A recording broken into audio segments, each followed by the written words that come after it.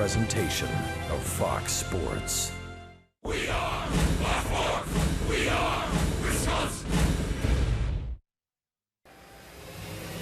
Carter sending it a mile high, and she's gone.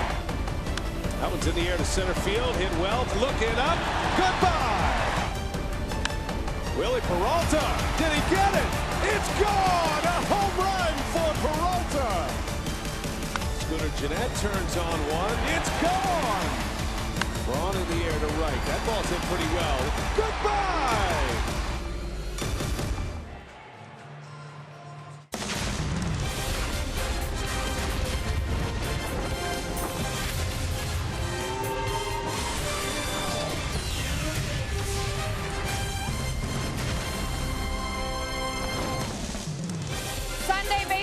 Here at Miller Park, fans are out. They are ready to see the Brewers. They have the chance to tie up this four-game series with the New York Mets. The Brewers were swept in their first series against the defending National League champions in New York, and now with last night's win, they have the opportunity to even the series here this Sunday afternoon. From Miller Park, I'm Sophia Minner, and we begin our game broadcast with news regarding the Brewers' opening day starter, Willie Peralta. The team announcing this morning that Peralta will be optioned to AAA Colorado Springs. Peralta made the start yesterday. He did pitch 5 solid innings, giving up 3 runs, and including his first Major League home run, but the overall results for Peralta, not good enough. He had a 4-7 record, the .668 earned run average, the worst among all of Major League Baseball starters. Peralta had also given up 12 home runs and 97 hits. Craig Counsell addressed Willie Peralta's struggles this morning and also why the need to send him to AAA is the best option for this team. Anytime a player's been, in the major leagues and had the some level of success that Willie has had, it's a tough conversation. But we're just at the point where we need better. We're at a point where we have 6 starters, Willie's, we need to get better performance out of that spot. So that's really what it came down to in the end. Is we're looking for a little better performance out of that spot, and so that's what we're going to try for the time being. Craig Counsell went on to say that Peralta has shown that he can be successful at this level. Of course, in 2014, he won 17 games, but the results just have not been there for Willie over the last 2 seasons. And he said, there's no doubt that the talent is level. So right now, it's just about matching the talent with the results. They're hopeful that he can find that in AAA in Colorado Springs. So as we go up to our game announcers, Brian Anderson and Bill Schroeder, guys, it's certainly a story that none of us would have expected at the start of the season. Right, your opening day starter now back in AAA, and I think Craig Counsell was pretty matter of fact about why the decision was made here today. It wasn't a surprise, really, when you watched Willie, pitch over the last month or so, and really no progress on his command and the slider. And in all honesty, I mean, Willie, the only real option to get sent out with Garza coming back, because every one of the other starters have been throwing the baseball extremely well. So as far as options go, that was the only one. Maybe other option would have been to send him into the bullpen and send down one of the relief pitchers. But certainly the Brewers haven't given up on Willie Peralta as a starting pitcher. Hopefully he goes down there with a good attitude. Maybe a wake-up call for Willie. Hopefully he gets back here. I think you're right. He will be back in the minor league system. He'll go right into the rotation at AAA Colorado Springs. We'll break down the pitching matchup today. We're getting set for Game 4 of this series. The Brew Crew and the New York Mets here on Fox Sports Wisconsin.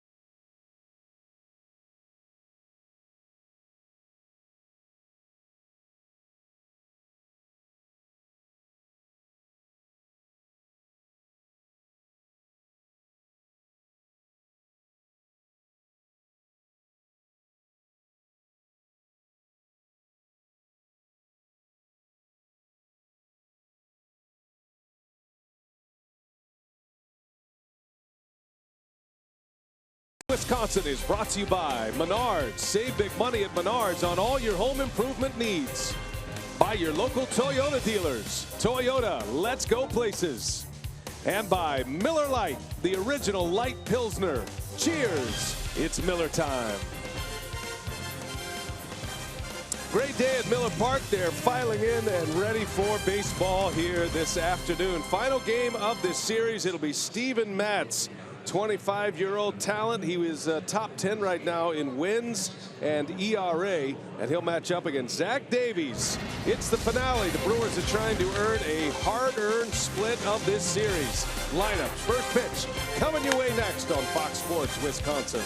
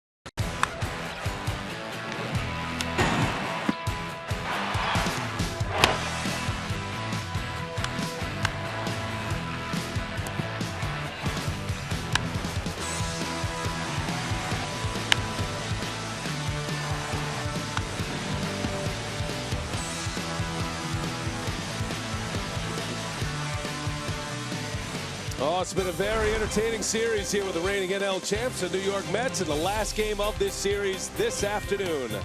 And today's game on Fox Sports Wisconsin is presented by Potawatomi Hotel and Casino. Roof is open today. Beautiful Sunday afternoon. It is 63 degrees. Brian Anderson, Bill Schroeder, Sophia Minard, our reporter, Dan Keener, our producer, Mark Vittorio directing today's game with our terrific Fox Sports Wisconsin crew. There is news from Mets camp as well. Dick Scott will manage the ball club today. He is the bench coach for the Mets. That's because Terry Collins, the 67-year-old manager of the Mets, the oldest manager in Major League Baseball, had to make a trip to Frederick Hospital and an overnight stay there. They say the Mets have reported that he's okay, stable. They didn't give many details on why he is at the hospital, just feeling ill. And so today's game will be managed by the bench coach for the Mets, as opposed to Terry Collins. And we wish Terry the best if he's watching this game today. Hope he feels better. Curtis Granderson, Matt Reynolds, Joanna Cespedes at the top. You got Johnson, Loney, and Flores in the middle. De Aza, Plawecki, and Matz rounding out the starting nine for the Mets. And Zach Davies ready to go. His first pitch is in there for a strike, and off we go on a beautiful Sunday. Yeah, Davies on a roll. Last three starts, he's 3-0, 4 earned runs allowed in 20 2/3 innings. making start number 11. Boy, what a turnaround for Davies after his first 3 starts, all losses, and since that time nothing but wins. Davies facing Curtis Granderson to start the game. Granderson has had a very good series offensively. 3 more hits yesterday. He was a double away from the cycle in yesterday's game. He's hit a couple of home runs in this series as well. Time is called. There was a grounds crew member got stuck on the wrong side of the fence. He had nowhere to go. So they give him a moment to get back to his station. 2 balls and a strike on Granderson. And that one's in there. 2-2. Curtis is 6 for 12 in this series with 2 homers, 2 runs batted in. He has had some at-bats with men on base that he has left stranded. That'd be an area the Mets would like to see him improve upon. Brewers won yesterday 7-4, their first win of the season against the Mets. They had lost the first 5. There's a little roll over to second. 3 infielders on that side. And that is Jeanette who makes the play for out number 1. Yeah, let's check out the Menards Brewers defense. A little bit of a surprise out in right field. You got Hernan Perez making his first ever start out in right field. He has started a game in left in his career. Braun, Broxton round out the outfield. Hill, VR, Jeanette, and Carter from third to first, and Lucroy behind home plate. He had yesterday off. That is Ramon De Jesus calling the balls and strikes today. Alfonso Marquez, Larry Vanover, the crew chief, and David Rackley are the base umpires. Michael Conforto out of the lineup once again today. Matt Reynolds gets the call at short. And Alejandro De Aza gets the start in left field. The Mets are without some of their big bats in the lineup. Lucas Duda and David Wright are on the disabled list currently. Travis d'Arnaud as well, their terrific young catcher, coming back from an injury. So it's not a high-powered offensive team right now by any stretch, but their pitching staff is about as good as it gets in Major League Baseball. Their bullpen is terrific as well. And that's why the Mets come in here with a record of 34-27, just 3.5 back of first in their division. Reynolds, a ground ball to third, low throw, and Carter cannot dig it out. And that'll be an error on Aaron Hill, a base runner with 1 out in the first inning. Yeah, something you don't see much of out of Aaron Hill. I mean, he's very accurate with his throws, and this is about as easy as it gets. Kind of a short hop, and last few days Chris Carter has not been able to handle a couple of those short hops and kind of try to get it in an interesting fashion. Usually first baseman try to backhand that baseball, but not able to come up with it. That'll be an E5 rather. That'll be the second error of the year on Aaron Hill, and it's a base runner for Yoenis Cespedes, who is the premier bat in this Mets lineup. Hit his 16th home run of the season here at Miller Park 2 days ago, Friday night. Feels like the Mets have been here forever, this 4-game series. A series that began on Thursday. Day game yesterday and the finale this afternoon. Mets are going home after this game to start a series with the Pirates. There's a liner to center, a base hit. Cespedes is on. He stays back nicely on the breaking pitch. Curveballs, change-ups, and the Brewers have had some success against them with the fastball, particularly the fastball in. There's a slider, a cutter, and Cespedes able to wait back and just punch it out there into center field. Good job by Cespedes to level that swing and get the hit. He's been hot in this series. Really started before he got here in a series they had in Pittsburgh. Here's Kelly Johnson, acquired via trade from the Braves. Activated on Friday, was in the starting lineup Friday night. And his 3rd game with the Mets this season. We saw him in Atlanta. He was playing a lot with the Braves and playing all over. Gives you a lot of versatility. He's in there today at second base. Second consecutive year the Mets have acquired Kelly Johnson from the Braves, and they're hoping he can be an impact player for him, at least be a consistent model in the clubhouse and on the field, and he brings a little power game to the plate as well. Good thing they got him. You know, Neil Walker having a tough time. He got hit in the chest with a one-hopper a couple of days ago and not able to go today. Yeah, he had to leave yesterday's game with back tightness, lower back tightness for Walker. In the air, foul, gonna slice into the seats. 2 balls and a strike on Johnson.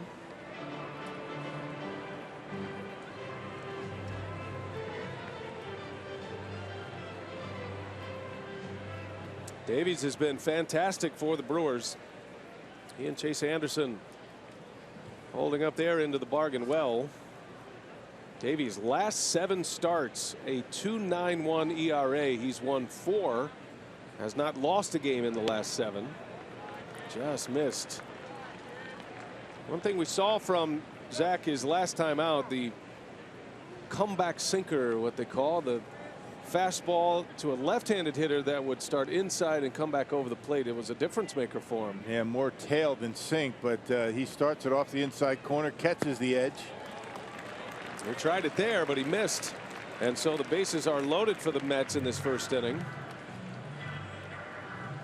And now Davies will have to go to work early. High stress pitches coming in the first. Luke Croy a quick trip to the mound.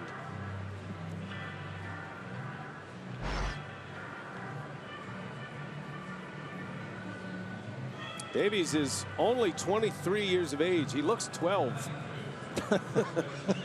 But he's 23. Brewers got him in a trade with the Orioles last year. That was the Gerardo Parra deal. Orioles were trying to ramp up their efforts in a pennant race, needed some outfield help. Davies was in their minor league system. And the Brewers feel like they got a gem. And you hear Buck Showalter talk about Zach Davies. You feel like they just might. He loved Davies. Felt like he was close to breaking through in the big leagues. The Orioles skipper had become a endorser of Davies. Yeah, a lot of poise out there in the mound. I mean, has good command of all of his pitches. His walks have been down lately, although last time out he walked 3, but still was able to pick up a win. James Loney at the plate, swinging a foul, and it's 0-2. Loney, another replacement part for the Mets. Mets got him in a trade with the Padres recently after they lost Lucas Duda. So it's a much different looking Mets team than even what we saw in New York just a few weeks ago.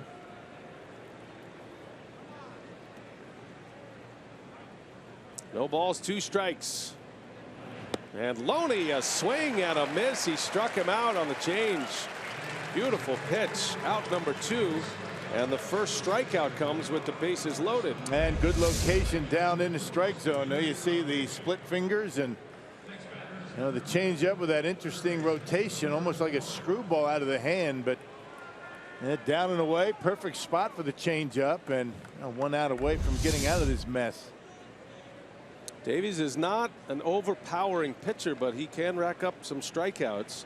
Had a 9 strikeout game against the Cardinals on June 1st. Came back with 5 punch outs his last time out. That game against St. Louis was the best game of his brief big league career. He went 8 innings and only 3 hits, no runs against the heavy hitting Cardinals. And then his last time out was to start this homestand against Oakland back on June 7th. He went 7 innings, 2 runs. He took a no-hitter into the 7th. Wilmer Flores skies one to center field. Keon Broxton is there, and the Mets strand the bases loaded in the first. Good work by Davies. Now the Brewers coming up against Steven Matz.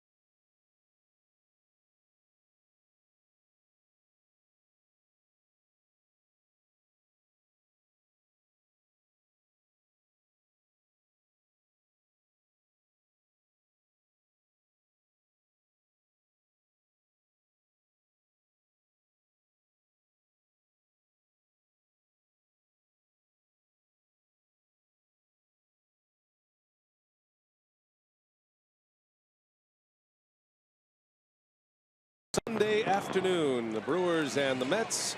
Craig Counsell trying to even up this series with a win today, get it to 2-2. It'll be the last time the Brewers see the Mets in the regular season.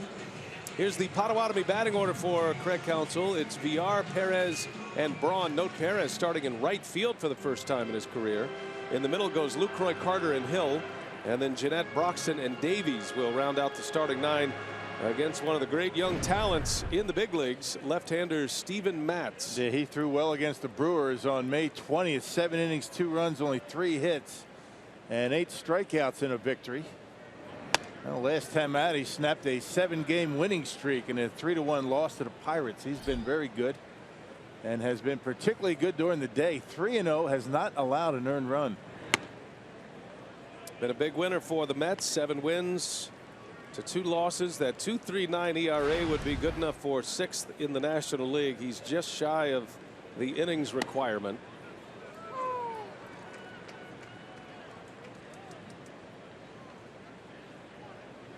Brewers saw Matz in New York. He pitched in game 1 of that series and got the win.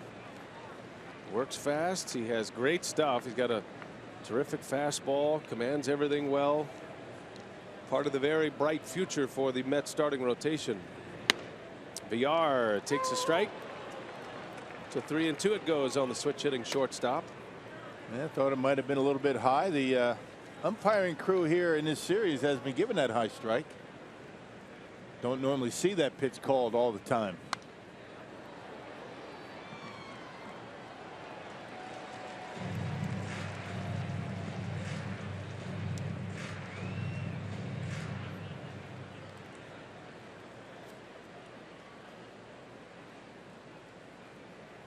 And a swing and a miss. A strikeout to start the day for Matz. Well, let's check out the Menards New York Mets defense. 31 errors committed, 4th best in the National League. They've committed 3 errors in this series, however. Yeah, De Aza, Cespedes, and Granderson in the outfield. You got Wilmer Flores, James Loney on the corners, Reynolds and Johnson up the middle. No Cabrera today. It's going to be Matt Reynolds at short and Kevin Plawecki behind home plate. 1 man gone. Villar a strikeout victim. Here's Perez. And this will be an interesting day for Hernan Perez. His bat is the reason he's in the lineup. He has swung the bat so well. Craig Counsell has had to come up with a little ad lib on how to get him into the lineup. So today makes his first career start in right field. And while that may be a bit unusual for fans here in Milwaukee, Rock, we've seen a lot of Perez in the outfield during the last 2 spring trainings, and he's actually performed pretty well, especially this past spring training. Yeah, just to keep his bat in the lineup. But interesting, he's much better against right-handers than left. But instead of putting one of the left-handed hitting outfielders out there, Craig Counsell has elected to start him in right. I did say that he made a start in left. He did not. He did play defensively late in the game against the Cubs out in left field. So no starts in the outfield until today for Perez. So he's a shortstop by trade, and from what we've seen of him in the Cactus League in Arizona, he handles himself pretty well in the outfield. And what would be the biggest challenge for him now that he's playing with the 3rd deck, as they say, in a big league setting? Well, just you know, getting a track on the baseball is going to be important for him to maybe get an easy play early on, get the sense for that fly ball. He does take a lot of fly balls during batting practice. Hits that one deep into left field on the run. De Aza into the corner he goes, and he'll run it down for the out. Just missed it on the bat. Of course, those throws from him deep in that right field corner might be a challenge for him. He does have a good arm, but he's got a good arm for the infield. That throw is very long out there in right field. That's a nice shag out there by De Aza. You see the pitch down on the handle a little bit. Perez just didn't get all of it. And Alejandro De Aza able to run it down in the corner. That's the beauty of that little cut fastball. Just enough movement to get it off the sweet spot of the bat. Ryan Braun takes strike 1. Got a nice hand on his way to the plate. 2 homers yesterday.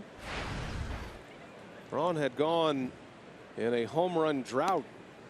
It had been since the 3rd week of May in Atlanta, until he hit 2 yesterday.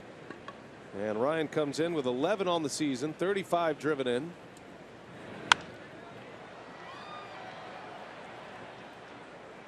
Now Braun was in a stretch where he had just 1 hit in 19 at-bats before this one, the first one. Straightaway center field gave the Brewers a 3-2 lead yesterday, and then late in the game, Braun deep again in the 7th.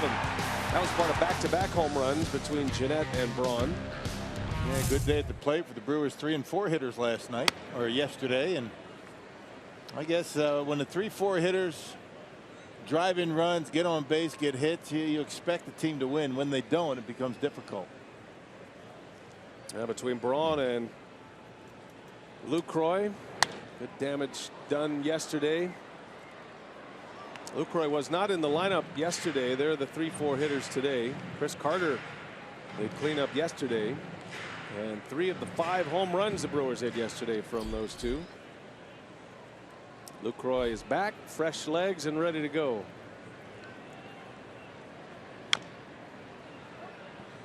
Hey, always good when you're able to get your starting catcher a complete day off. The last thing you want to do when you get Lucroy a day off is to have to use him late in the game, have him pinch hit, stay in the game. It's really not a day off then, but he got a full day off yesterday. Yeah, good job by Maldonado making that happen. 2 balls, 2 strikes on Braun. 2 outs in the first inning for Matz. And a little half swing that misses inside, and they'll appeal it. Did not go. Full count to Ryan. A .316 batting average coming in. That's good enough for 8th in the National League after his 2 hits yesterday. Chopper over to third in the hole. Flores off his glove. It trickles into shallow left, and Braun's on his way to second. The throw comes in wild, and now Braun's on his way to third.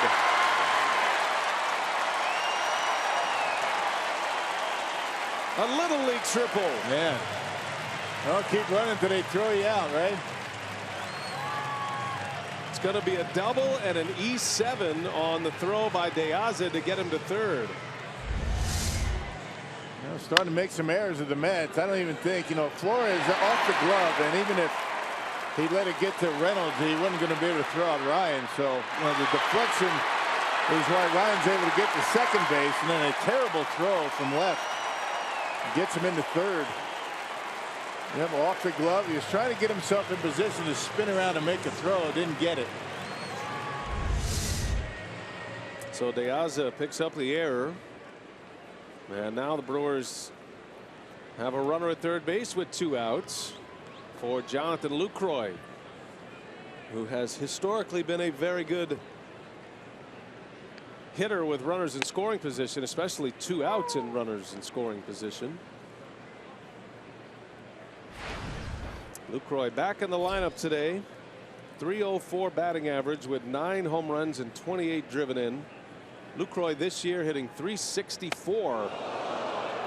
Wow, up and in it goes. .364 with 2 outs and runners in scoring position this season. That was a close shave. Yeah, keeping him off that outside corner, right? Standing him up. Look out. Skimmed the beard. Yeah.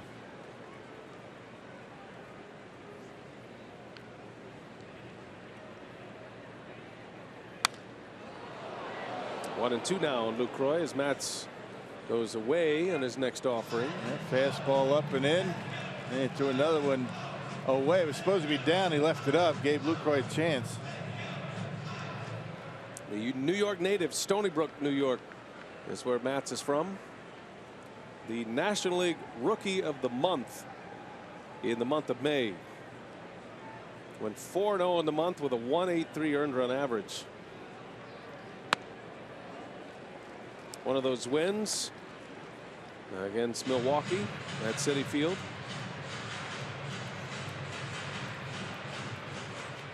And right now, Matz is the major league leader in wins by a rookie for pitchers. In the dirt, good block back there by Plawecki. Full count now to Lucroy. Yeah, good solid defensive catcher, Plawecki. Decent throwing arm, but handles himself nicely. As do most major league catchers. If you can't do that, you're not going to be in the major leagues very long. Mets are hopeful to get their starter back. Travis d'Arnaud's coming back from a shoulder injury. Down to the minor league rehab setting now. 3-2. Lucroy to center. Back is Cespedes, and he's got it for the out. Hit it hard, but Cespedes runs it down to end the inning.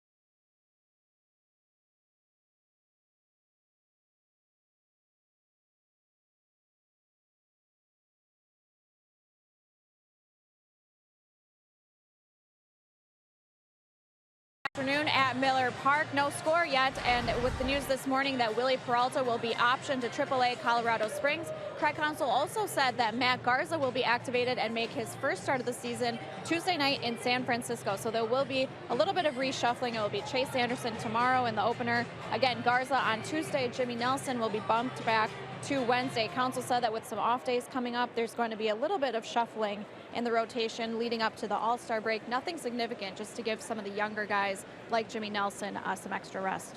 All right, thanks a lot, Sophia. And yeah, if you're just joining us, news today, the Brewers optioning Willie Peralta to AAA Colorado Springs as Matt Garza is ready to come back from a lat injury.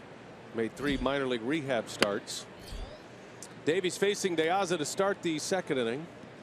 And Rock, what Sophia said there is important with Peralta as well, in that he's now a minor league player. He's not going to be shut down. He's not going to go on any kind of taxi squad. He's going to AAA to be in that rotation and try to work out whatever has been giving him problems in the big leagues, because the Brewers need him back in the major leagues as a starter. They need him to be a force once again. Exactly. I mean, get to the form that he was a couple of years ago. I mean, you know, last year, this year, very disappointing for Willie Peralta. Just has not been able to recover. I mean, he did have some injuries last year. He was on the disabled list for an extended period of time. And when Garza was set to come back, I mean, Willie was really the only option, you know, to get sent out, because everybody else has been throwing the baseball pretty well. So not a surprise that, you know, the roster move was Willie.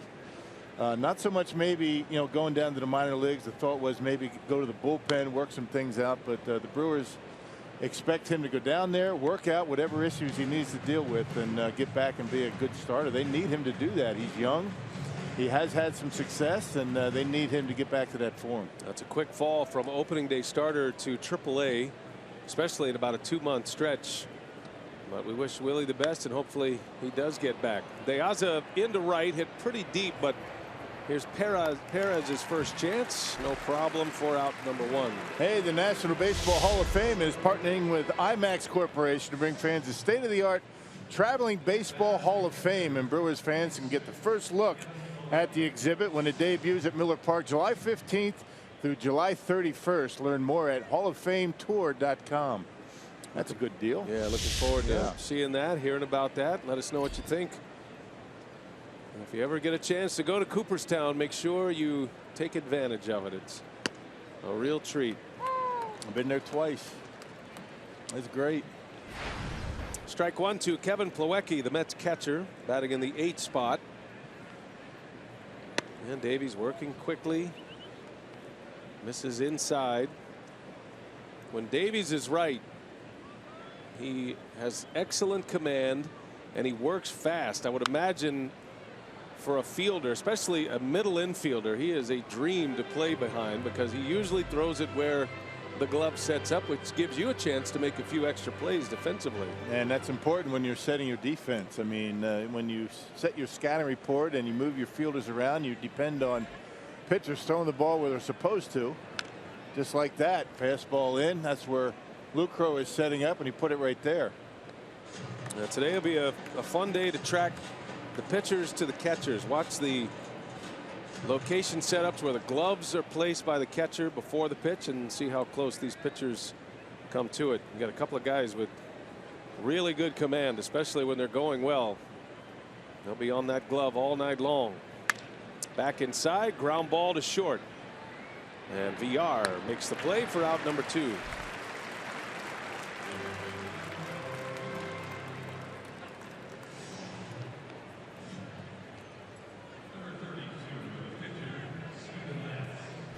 So Matz will hit with 2 away. He's been a pretty good hitter in his brief time in the big leagues. He has 5 hits this year. A lot of these young Met starters take a lot of pride in their offense, and they do some damage. Guys like Matz and Noah Syndergaard. DeGrom's a good hitter.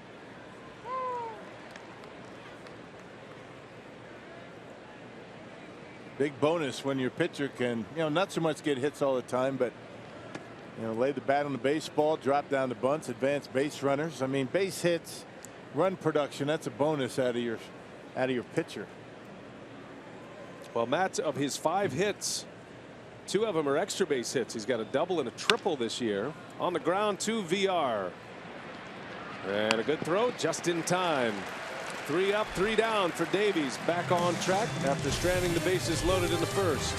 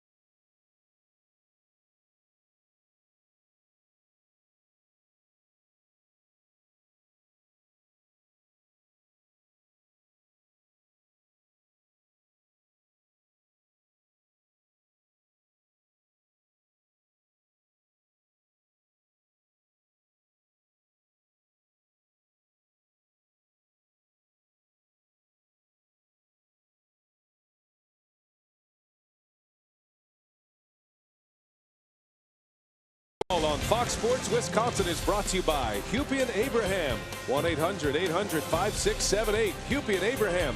Tell them you mean business. And by Jack Link's Jerky. Wishing you a wild and happy National Jerky Day. Good crowd on hand on a Sunday afternoon in Milwaukee. Miller Park. Last game of the homestand. No score as we head to the bottom of the 2nd inning. And Chris Carter is set to lead off for the Brew Crew. Carter, Hill, and Jeanette coming up against Matz.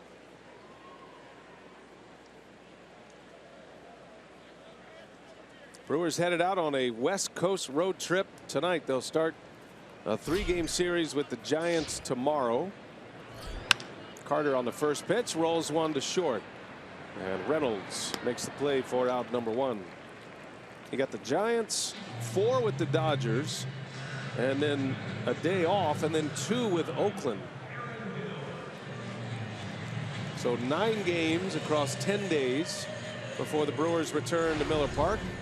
They'll be welcoming in the Washington Nationals when they come back. Schedule is pretty tough. Yeah. Through the All-Star break. West Coast trip always difficult.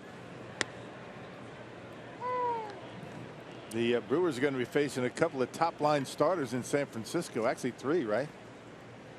Kane, Bumgarner, and who's the other one? Cueto.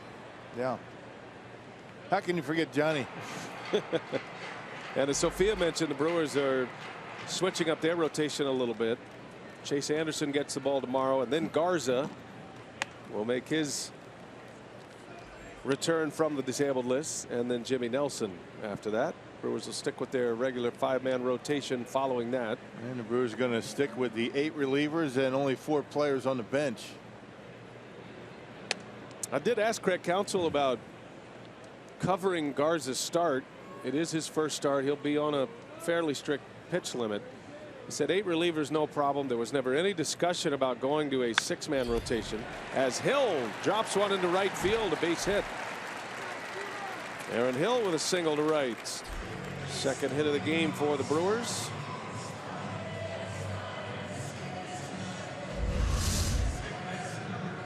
Yeah, just trying to punch it out there is Aaron Hill, and able to get enough of it to dump it out and right. Yeah, you go to a 6-man rotation, you're pretty much counting on a 7-man bullpen. The Brewers want to keep as many guys out in that pen as they can. So you send out a starter, you bring in a starter. That would have been a very difficult thing to be able to work out. I mean, with that one less reliever out in the pen, particularly when you have a starter that is just coming back. And with the days off as they are, you're turning a 6-man rotation into a 7-day rotation. Now you're once a week, and the pitchers are pretty particular on keeping with their rhythm. Ideally, you like to get them up there every 5th day. That means day 3 between starts is that side session day. Some pitchers throw twice between starts, but it's usually the repetition that the starters like to get into as quick as they can, and that's one of the main reasons why the Brewers are going to stick with a 5-man rotation. They're already dealing with an added off day. And you know what some teams do when you have these off days stacked up like that? They'll just completely skip a starter and keep everybody else on their normal rotation. So you kind of get one guy out of rhythm instead of all 5. We'll see what the Brewers do regarding that. 2 balls and a strike on Scooter Gennett. And he chased one. Tough matchup for Gennett today, the lefty. He homered off a left-hander yesterday, Antonio Bastardo.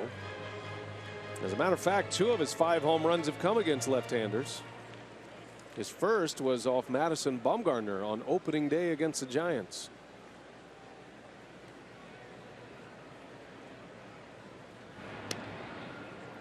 I think Gennett is just glad he is getting a start with a left-hander on the mound today. More confidence and a vote of confidence from his manager. Yeah, 2 of his 4 hits this year against lefties homers. I'll take that. Got a double. That's down the line. Extra bases for Gennett. Now we'll see if Hill can come around to score. They're going to hold him at third. And Ed Cedar, the third base coach, was almost to the plate. Held him up. And a good call. That was a good throw in from Granderson. And that's what he was waiting for. He gets down that line as far as he can. Referring to Ed Cedar, to give himself as much time as he can to hold the runner. And Aaron Hill thought he was going to score. It took him about 10 feet to stop. Well, Gennett able to tuck that one between the line and Loney. And he gets himself yet another extra base hit against the lefty. And Aaron Hill thinking right here he's going to score. But Ed Cedar Put the stop sign up, able to get back. Digging those heels in. Hitting the air brakes. Maybe with 2 outs you send him, but with 1 you take a chance. Second and third. Keon Broxton at the plate. This is his first start since coming back from AAA. He's made 3 trips to the big leagues from AAA this year. He arrived here on Friday. Mid-game, the Brewers had placed Domingo Santana, their starter, on the disabled list with an injury to his elbow. And Broxton was summoned from AAA. Didn't arrive to the ballpark until the 6th inning. Actually got in the game as a pinch runner. Stole a base and had 1 at-bat. Gets a chance to start one this afternoon. He's up there with a chance to drive one into center. That's down, base hit. And Hill will score on an RBI single for Keon Broxton, and the Brewers strike first this afternoon. Yeah, way to go, kid. And nice easy swing on an 0-1 pitch, and it dumps it in front of Cespedes in center field.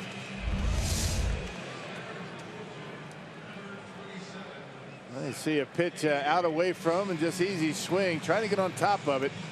A one-hand swing, and only 1 run's going to score with Cespedes out there. You don't run on him.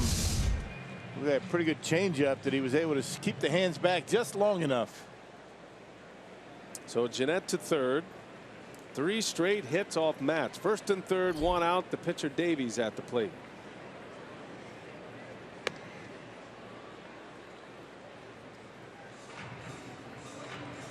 Interesting note from the Mets game notes on Steven Matz. That run is the first run he has allowed in a day game this season. Amazing, isn't it? 24 innings it covers. Broxton takes off. They'll let him run. The throw is late. Stolen base for the speedy Keon Broxton. Second and third with 1 out. And he's a lot like VR. When he gets on, he's looking to steal because he very rarely gets thrown out. And he kind of has his hands on his knees, lulling him to sleep. He goes in the first move, and Matz goes to home plate and steals it easily.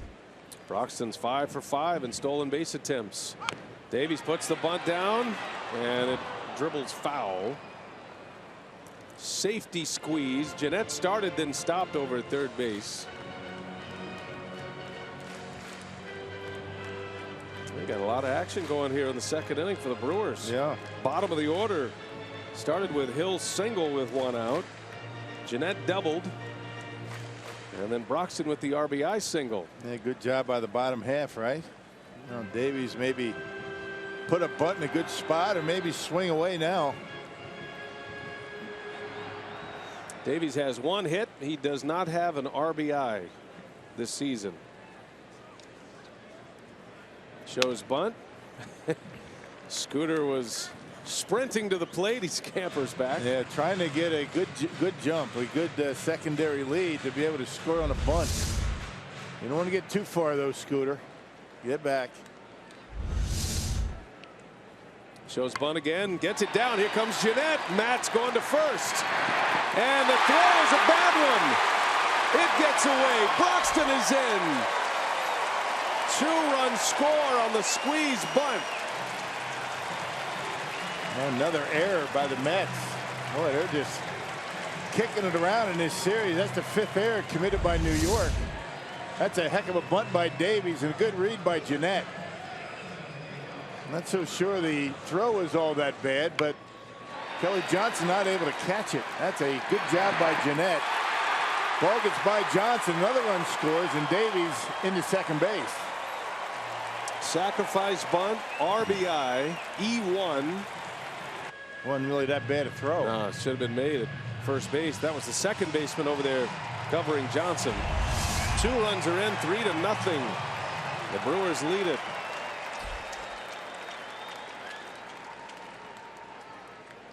First RBI of his career, Zach Davies.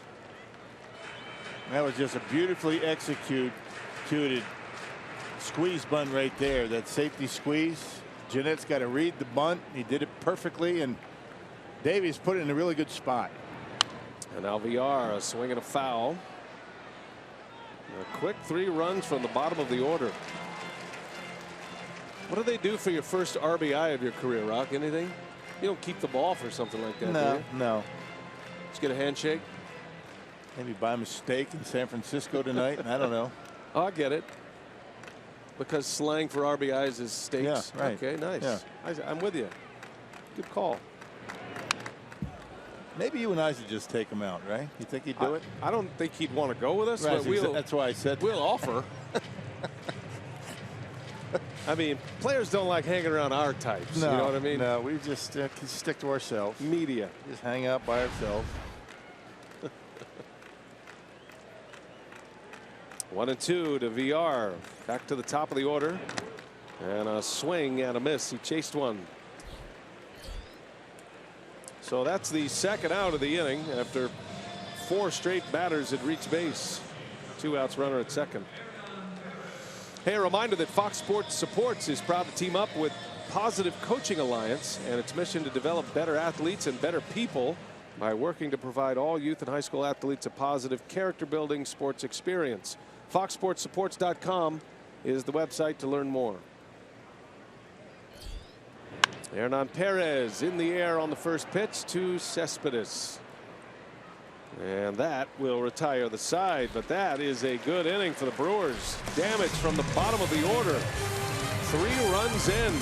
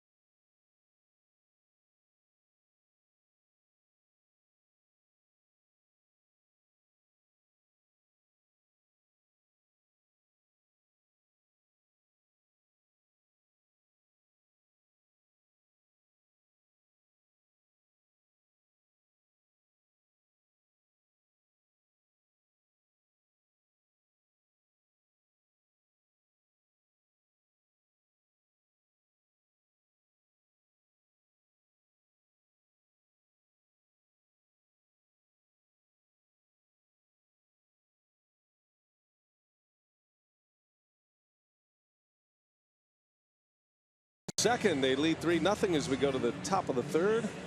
Carsoup.com trivia today. On this day, 1997, which player tallied the first ever interleague hit? How about that? On this day, 97, the first interleague hit. Good question. Brewers would go to the National League the next year. So they got a taste of the National League and interleague play in 97 and then became a member of the senior circuit. Yep, liked it so much they decided to move. And you were there for that. Yeah. That was an interesting debate through those years on the one team with expansion that was going to have to move to the National League. I like the National League game better. I do too.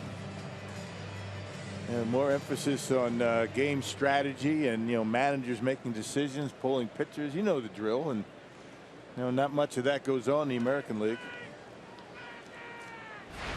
Curtis Granderson spent his entire career in the American League before arriving to the Mets, Tigers, and the Yankees. And Granderson takes strike one to start this third inning. Davies has retired 5 straight since loading the bases with a walk to Kelly Johnson in the first inning.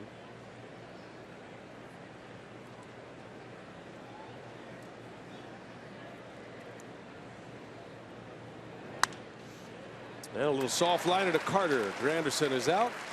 6 in a row for Davies. Hey, class up your wardrobe with a nice pair of Brewers Zubas, which you can get on Friday, June 24th, as the Brewers take on the Nationals during Zubas Palooza. This year, fans can choose to receive either a pair of Zubas shorts or leggings. For tickets, go to brewers.com/theme nights. A pair of Zubas print shorts or leggings. I forgot to say print. Short shorts. That's the choice of Chris Carter. It's what he takes his early batting practice in, the shorts. Ground ball to third. Hill to his knees, makes the play, and takes care of Matt Reynolds for out number 2. Playing in, maybe expecting a bunt from Reynolds. 2 quick outs for Zach Davies. Yeah, just trying to get his eyes down as low as he can, and realizing he has a lot of time, gets down on the knees. Why not, right? Aaron Hill with an error, but I'll tell you, he has been as solid as you can expect from the guy that plays 2 different positions in that infield. Only 2 errors this year. Been very good defensively. Here's Cespedes now. This is how you want him at the plate with nobody on base. Got a clean single to center field in his first at bat. Took the collar yesterday, was 0 for 3. He had been mired in a pretty significant slump, but he is now 7 for his last 19, make it 8 for his last 19. Yeah, 0 for 3 with 3 strikeouts and a walk. So he had a difficult time in yesterday's game. Now, prior to this little stretch, he had gone 3 for 35 in the previous 11 games. So he's found it here recently, and the Mets need him. They're without so much offense right now. A lot of big bats are missing, and even the bats that are in there that they were counting on struggling right now. Guys like Michael Conforto. Liner into right at Perez. 1, 2, 3 inning for Zach Davies. He's retired 8 straight. We go to the bottom of the 3rd.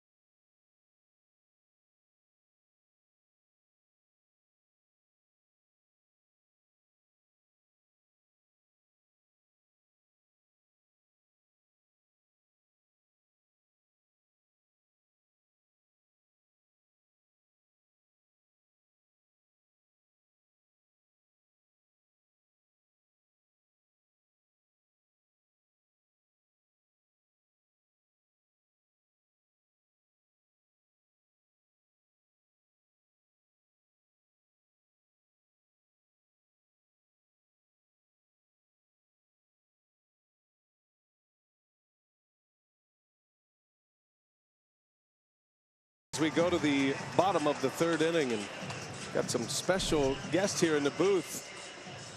Got the, you know, this guy, Mark Atanasio. Michael Milken is with us. Good to see you. Great to see you. Prostate Cancer Foundation, prostate cancer awareness, and Michael comes on with us every year to talk about the great programs, all the funding of research that baseball's part of as well. We saw you down on the field with Tommy Lasorda before the game. Let's start with you, Mark, and your connection to this project through Michael, through Major League Baseball, and what the Brewers have been able to accomplish with this program.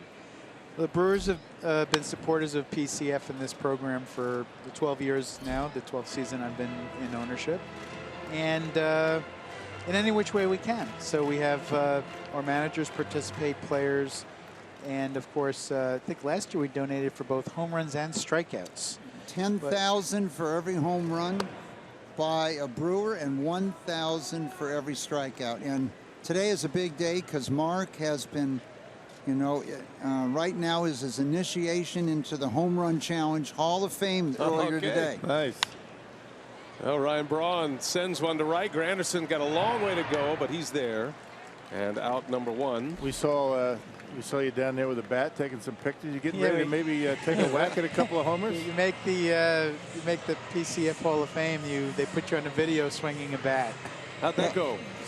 Did you drum up your own Brooklyn memories? Bronx. Bronx. I'm sorry. Right, Bronx memories. Well, he was warming up. There's 2 new events this year. As you know, we've raised $45 million for home runs hit. This game counts. There's a special $25,000 for every home run hit in this game. And then every game in Major League Baseball starting tomorrow through Father's Day. Too bad he couldn't have started yesterday. Brewers hit 5. I know that. Right, Ryan Braun was out with us before the game, and he hit 2 of them. Yeah, right. So we were trying to backdate it, but it didn't work. So there's 2 new events this year. HomeRunChallenge.org. You can go to. One is your first ball game. Remind us of the very first ball game Major League team you went to. And second is your home run trot. And so Mark was making his home run trot earlier today. There's the Home Run Challenge information. June 13th through the 19th. It's a great program. And Michael, maybe you can just kind of walk us through the initial stages of it, how it came to be, how you came to be involved in it through Major League Baseball. Well, a number of the owners got together, and it was their #1 awareness program in Major League Baseball today as it relates to prostate cancer. And the theme was keep dad in the game. Come out to the ballpark with your grandfather, your dad, your friend, your uncle, and remind them to get that simple blood test. And I'm happy to report in our 21st year that the death rate has fallen by 50%. Great.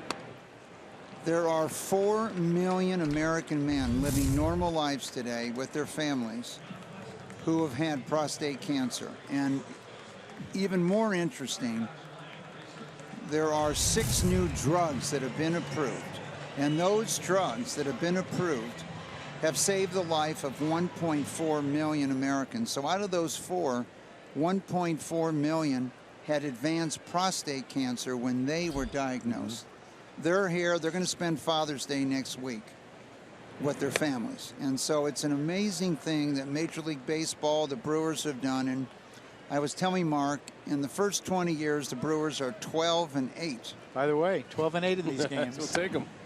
Mike did wait to tell me once we put 3 runs on the board. Michael, tell us about the Take the Baseball quiz thing you got going here. This quiz is only for broadcasters like yourself.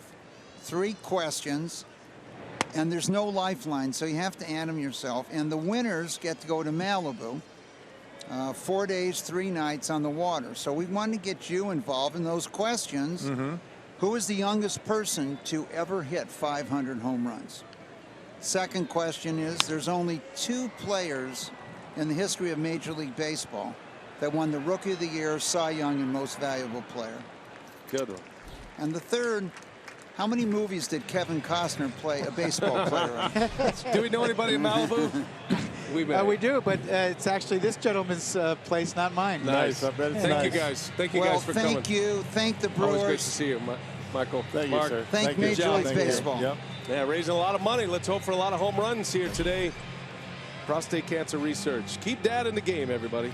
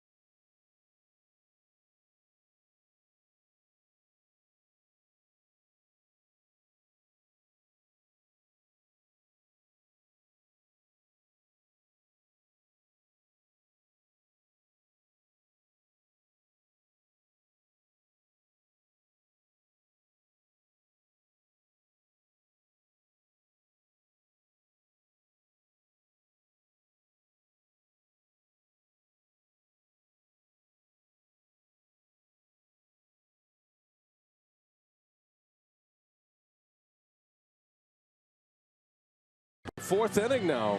Brewers Mets. Good to have Michael Milken and Mark Atanasio join us here in the booth and doing great work there for prostate cancer research, the PCF, Prostate Cancer Foundation. Mark was telling us, the Brewers owner was telling us between innings, and I did not know this, but Mark and Debbie, the owners of the Brewers, are funding a young scientist who is trying to come up with a vaccine right now. So they've provided the funds for a grant for that. So that's great work.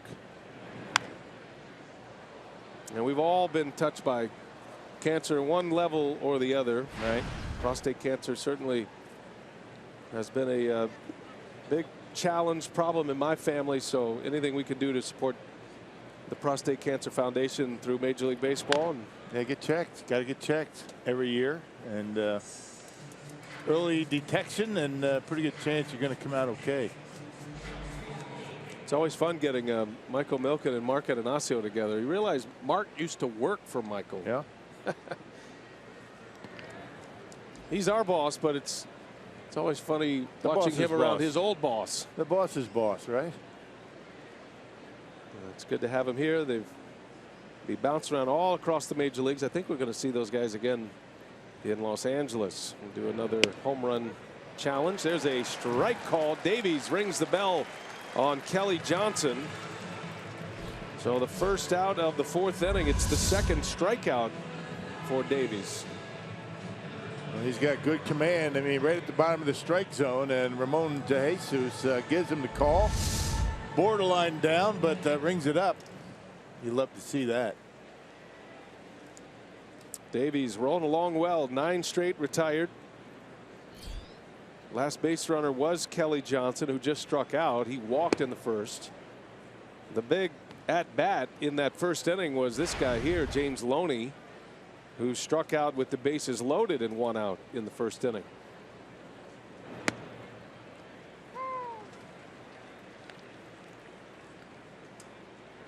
Well, Zach gets that call every day. It's every time he throws. It's going to be a good day for him. That pitch looked like it was a little bit off the corner. Let's see if he tries to go back out there a little further. He did, just didn't get the call this time. You see pitch number 2, just a little off the edge, but he got the call. Then he tried to go a little further just to test to see how far that the home plate umpire was going to go. There's the changeup and a swing out in front. Just got a piece. That's a testament to Davies' command too, right? The pinpoint control. Hit a spot here, try to go a little bit further out. You're talking about an inch, right? Guys are something. Very talented. 2-2 to Loney. Had him out in front again.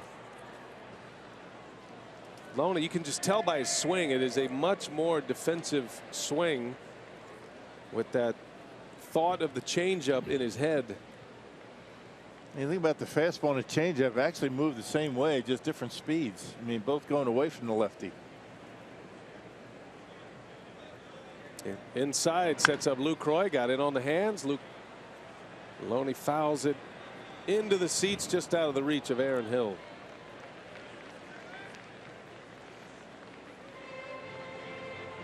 Davies' start against the Mets back on the 21st of May.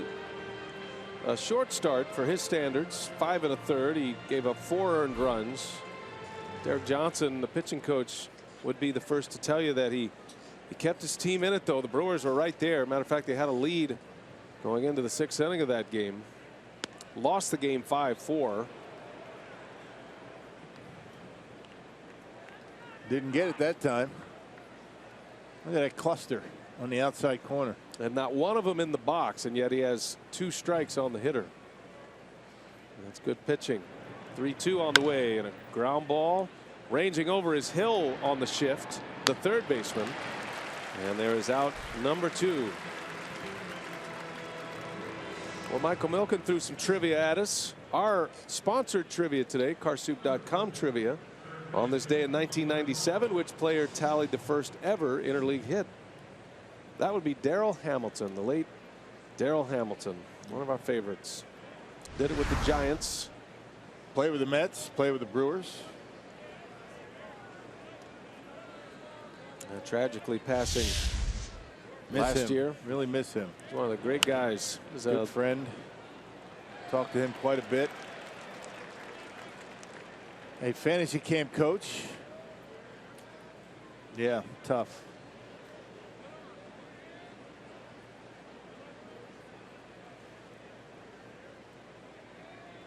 No balls and a strike on Wilmer Flores.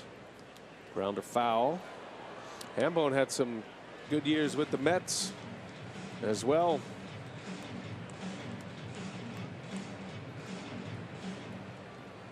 And is on the Brewers Wall of Honor.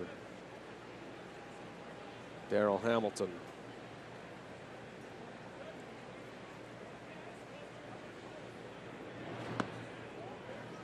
Big Bender misses.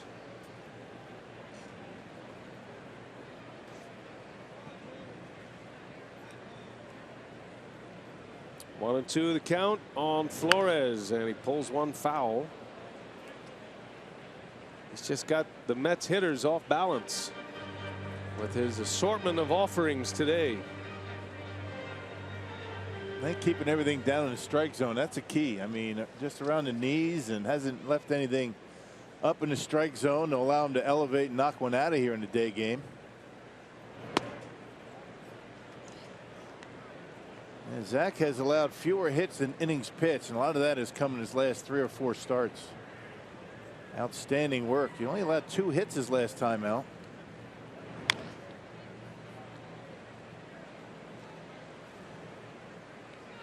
Took a no-hitter into the 7th against Oakland. 6 2/3 no-hit innings. He gave up a 2-run homer to Billy Butler. Snapped the no-hitter and the shutout. Lost his first 3 starts. Well, he's been terrific ever since.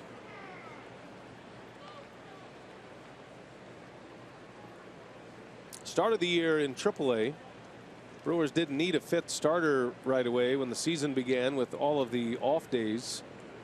So his first start was April 17th. And that's been his worst start of the year. Just 2 1/3 against the Pirates. Gave up 5 earned runs. Hasn't allowed more than 4 earned runs since.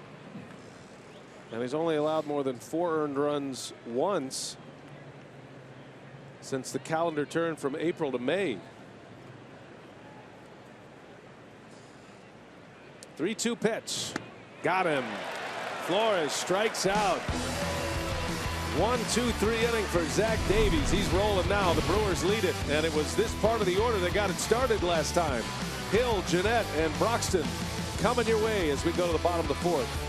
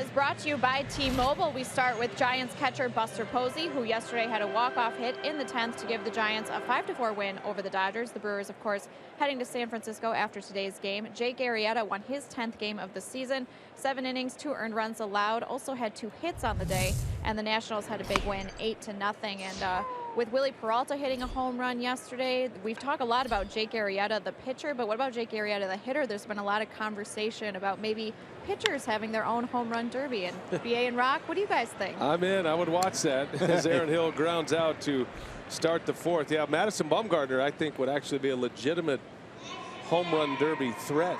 I mean, with the regular players, but I'd be all for a cut down version of a pitcher's home run derby. They do it all the time. You're not running any more risk of injury, especially with National League pitchers, because they take batting practice and they always take a home run derby round anyway. You think GMs would like that? I don't think they'd like it, but I'd. Zach Greinke can hit a little bit. Greinke. Syndergaard can hit some home runs. Jeanette on the first pitch bounces one to short. Yeah, this is going to be 2 quick outs for Steven Matz. That would be interesting. I don't see that happening. There is one guy that I'd like to see in the pitcher home run derby, though. That would be? He's a Met. It's not Thor. It's not him.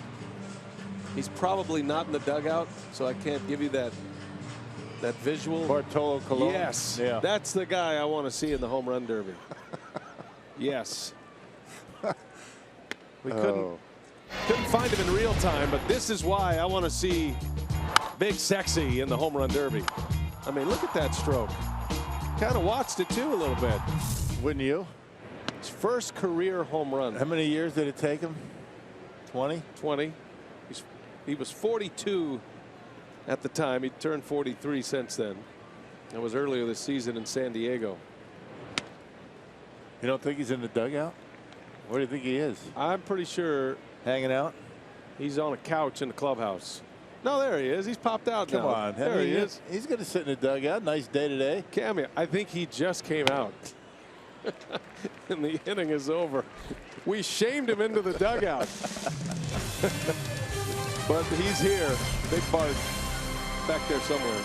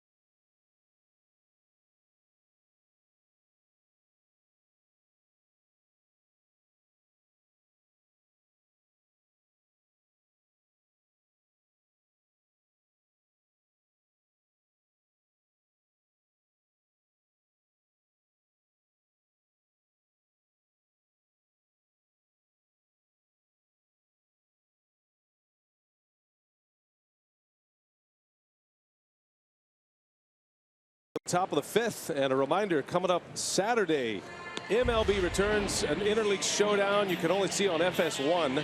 It's the Rangers and the Cardinals, a World Series rematch from a couple of years ago.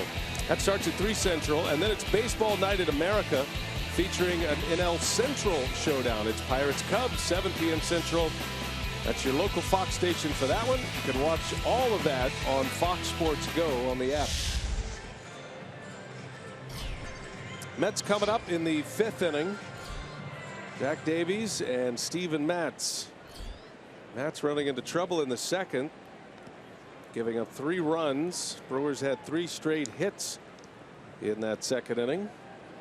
And so far, Davies is making it stand up. Bottom of the order for New York. Alejandro De Aza will lead off.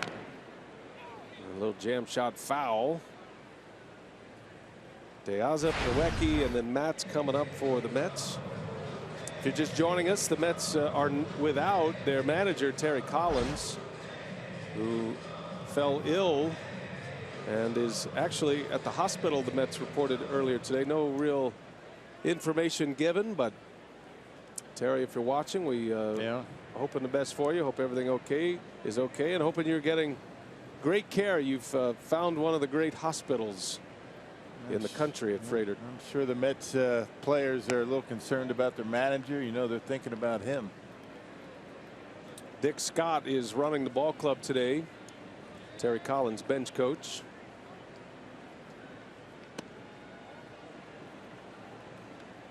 There's Dick. Brewers made news earlier today. Hit the air with the news that their opening day starter, Willie Peralta, was optioned to AAA. Matt Garza coming back from the disabled list. He'll enter into the rotation. It's a high fly ball. Perez is over, and Perez makes a catch. Well, found the wall and hauls it in for out number 1. It wasn't pretty, but he was able to make the catch. And well, third catch that he's been able to make out there in right field. Yeah, got to the wall, made sure he knew where it was, came back and able to haul it in the webbing of the glove. I'm sure that's his outfield glove, certainly not the one that he uses in the infield. First start of his career in right field today. Just his second appearance in the outfield. He did play left field.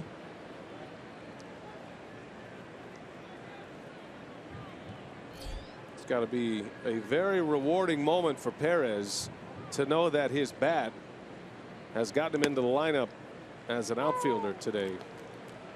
He's a shortstop by trade. He's willing to play wherever to not only be in the lineup, but just to stay in the major leagues. Right. It's just going to help him to be able to play multiple positions, which he's able to do. And Craig Counsell electing to put Perez, the right-handed batter, out there in lieu of the 3 left-handed hitters, outfielders that he has on the bench. Big curveball swung on, missed. Milwaukee in a hole 1 and 2 now. I give Perez a lot of credit. He's a guy that was taken off the major league roster after last season. He decided to re-sign with the Brewers on a minor league deal, figuring he still had a good shot to make it back to the big leagues, considering where the Brewers are and the rebuild situation they're in. So he did that. He came to spring training about 20 pounds lighter, in great shape, proved he could play all these different positions, and he earned his way back to the big leagues. There's a called strike 3.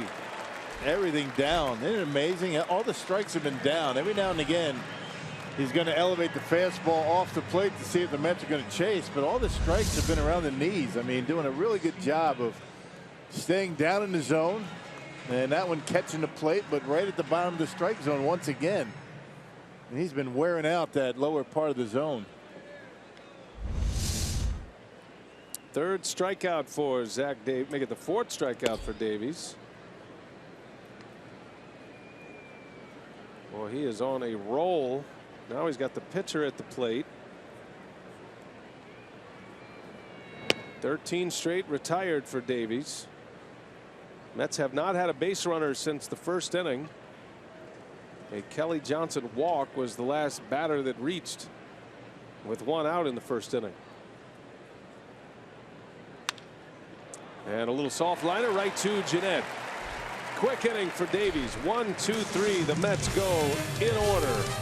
3-0 Brewers on our way to the bottom of the 5th.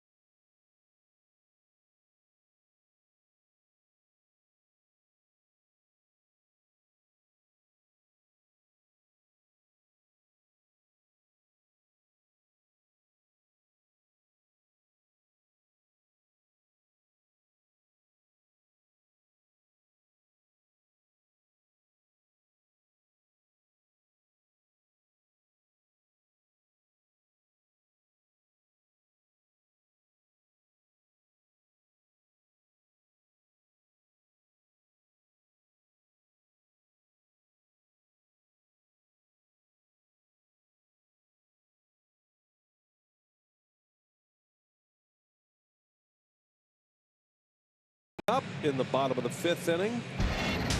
Our Powerball home run count. Brewers hit 5 yesterday. Tied their season high. They've done it on one other occasion. That was against Cincinnati. And the 5 home runs yesterday, the first time they've done that at home since the 2013 season. Ryan Braun had 2. And a great day offensively for the Brewers and a win. It was a 7-4 final. Willie Peralta got the win and was told he was heading to AAA. Zach Davies on the first pitch, singles to right. So the Brewer pitcher getting into the act. Laid down a perfect sacrifice bunt with his first career RBI last time up. Now it's a base hit. Yeah, middle in and able to get on top of it and slice it into right. He was busting it down that line, thinking maybe Granderson might throw him out. Always a possibility with the pitcher up because the outfield plays so shallow. Man on for the top of the order. VR shows bunt. VR locked in the first real slump of the season. Slumps happen, and you're hoping to get out of it as soon as you can. VR has been so consistent this year for the Brewers. And he drops a bunt down. That's a beauty. And the throw to first. No chance. It's another wild throw. All the way to third goes Davies. And another error for the Mets. Wow. Boy, they're just throwing the baseball all over the place in this series. What a great bunt. Infield hit on a bunt single. And then an error allows Davies to third. Error on Flores. The third Mets error today. Yeah, E3. I should say E5. And Davies, the pitcher, able to get to third base. No chance. I'm not sure why he even threw it. You're not going to get VR on that kind of a bunt and just hold on to it. I mean, VR is by the bag by the time he gets to first base. You got errors today from Flores, the pitcher Matz, who also made an error on a bunt, and the left fielder De Aza. Mets have made 6 errors in this series. They came into this series with 28 errors, tied for second fewest in the league. Hernan Perez, nobody out, first and third, trying to add to their lead.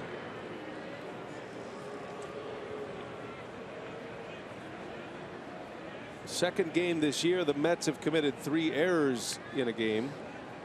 Happened one other occasion back on May 31st against the White Sox.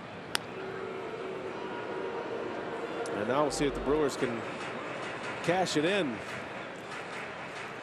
Good part of the order to do it. Perez batting second. You got Braun due up next, and then Lucroy, who's the cleanup hitter today.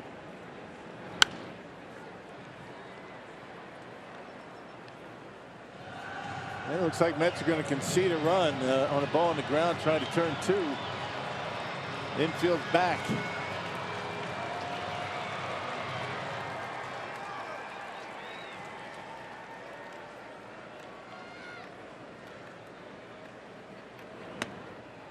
Oh, and 2 the count.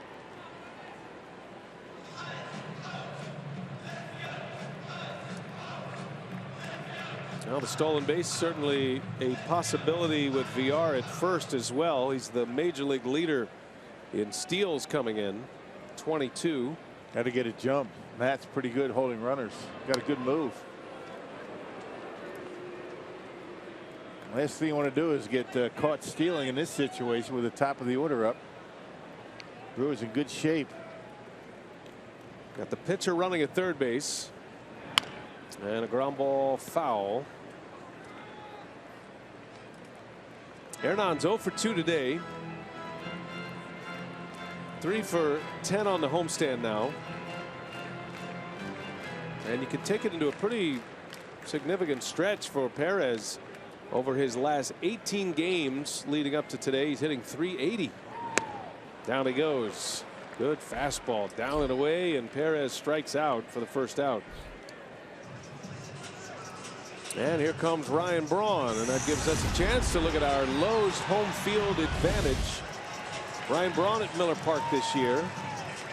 slightly lower batting average. The 2 home runs yesterday gives him 5 for the season. And 18 of his 35 runs batted in coming at Miller Park.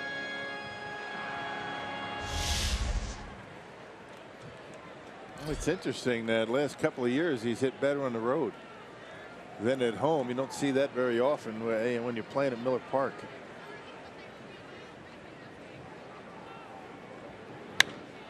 Braun into right center. Well hit. Granderson on the run will run it down, but plenty deep to score the run. Davies steps on the plate, and a sacrifice fly for Braun makes it 4-0 Milwaukee. And not wasting any time. First pitch and driving it deep out there. And well, the Brewers able to cash in on the miscues by the Mets today. Just missed it. Just a little bit down on the end. That ball would have been out. That would have been a 3-pointer.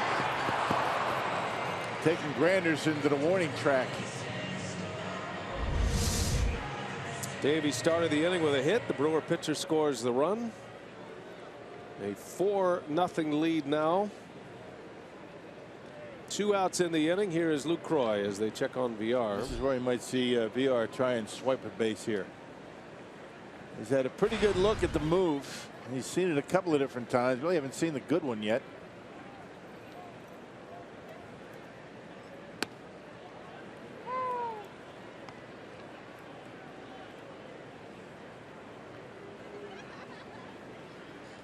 Lucroy has lined out today, and then Matt struck him out last time up. 0 for 2. There goes VR. Lucroy lets him run. Throw to second, one hop. And the tag is late. Stolen base for VR. Number 23 on the year. I tell you, that was a nice jump, and Matz gave him the slide step. He went quickly, just like 2 pitches in a row, but VR just outruns the throw. Yeah, Matt's a little bit right on the money, but not much on the throw actually. Very accurate. We can see VR able to beat it and keeps contact with the bag.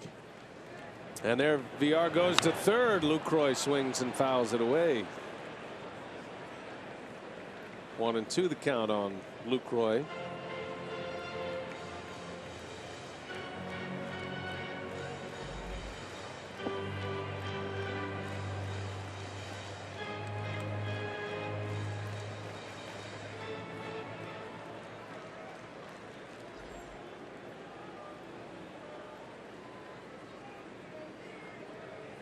Best arm in the Mets outfield is in center with Cespedes. VR with a big lead, stays put this time, and the count evens at 2-2 on Lucroy.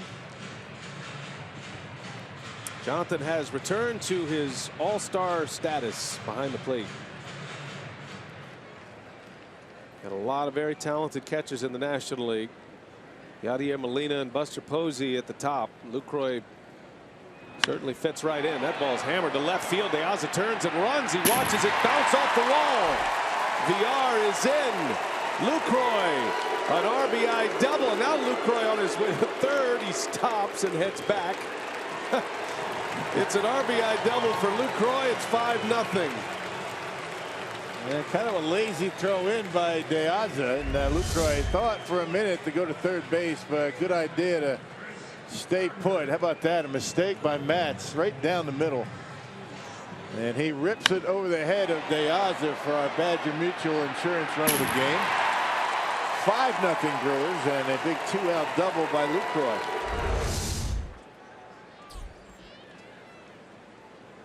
Here's Carter now with 2 away.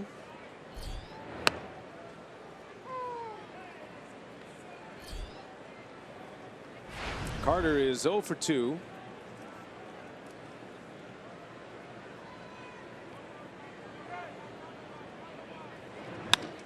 In the air, left center. That's going to hang up for Cespedes, and that will retire the side. Brewers score 2 more.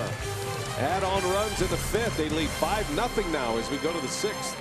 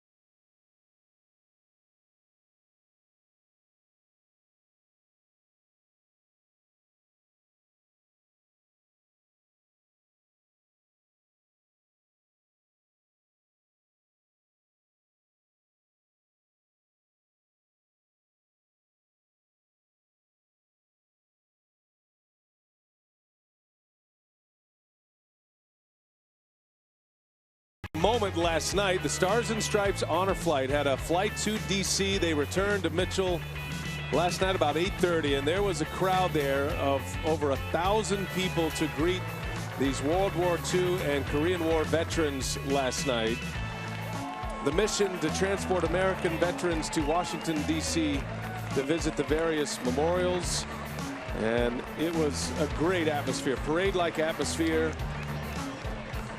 A lot of fun last night, and Rock, just a really emotional time. You know, a lot of these guys, a lot of these women who fought in World War II, and especially the Korean War, never had anything like that, never had a parade coming back. And it was the first time they've been able to experience anything like that. Really proud of the community for showing up like they did, and there was a lot of tears being shed last night when they were surprised coming off their plane, their honor flight, to see all the great support. And you know, the soldiers so humble. I mean, they, each and every one of them, to a man or woman, will say, "I really don't deserve this. Somebody else is more deserving." But the one thing I think that the honor flight folks want all the veterans to understand: you don't have to have been in active combat duty to qualify for that program. Anybody that served in any branch of the military, important in everybody's mind, but certainly you qualify to go, and if you have a chance, you should.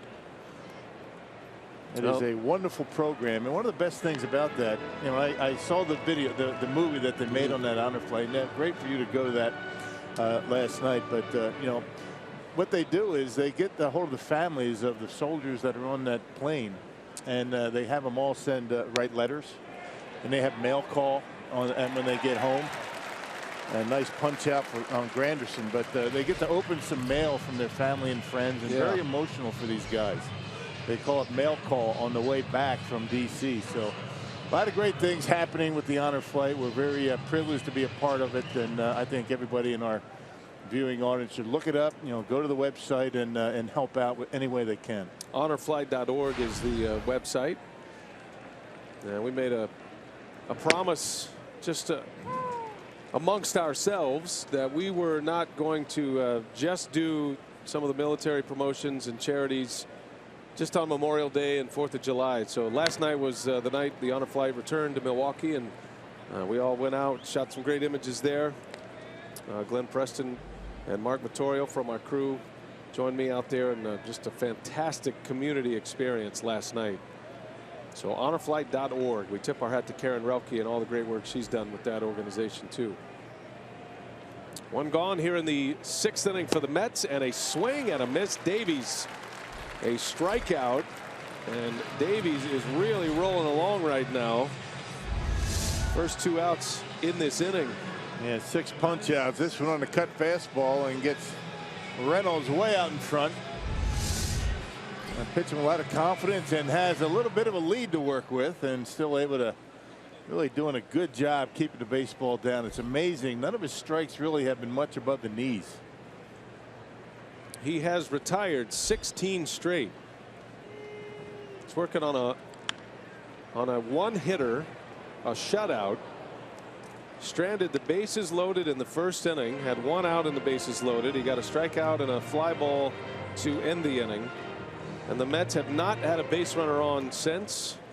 16 in a row. And 6 strikeouts.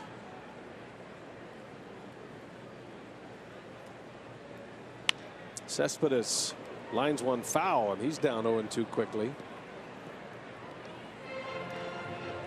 You know, Stars and Stripes is not the only honor flight that there is in Wisconsin. They're all over Wisconsin. Right. Madison, they're up in the northern part of the state, and they all need support as well. So you know, all over the country. All over the country, all over the state of Wisconsin. And what a great program. It really is.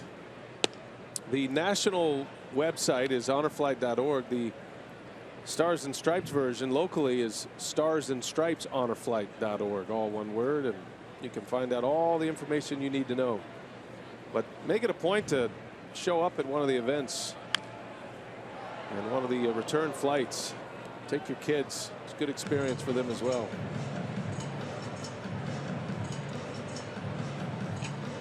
I was up in Wisconsin Rapids earlier this week.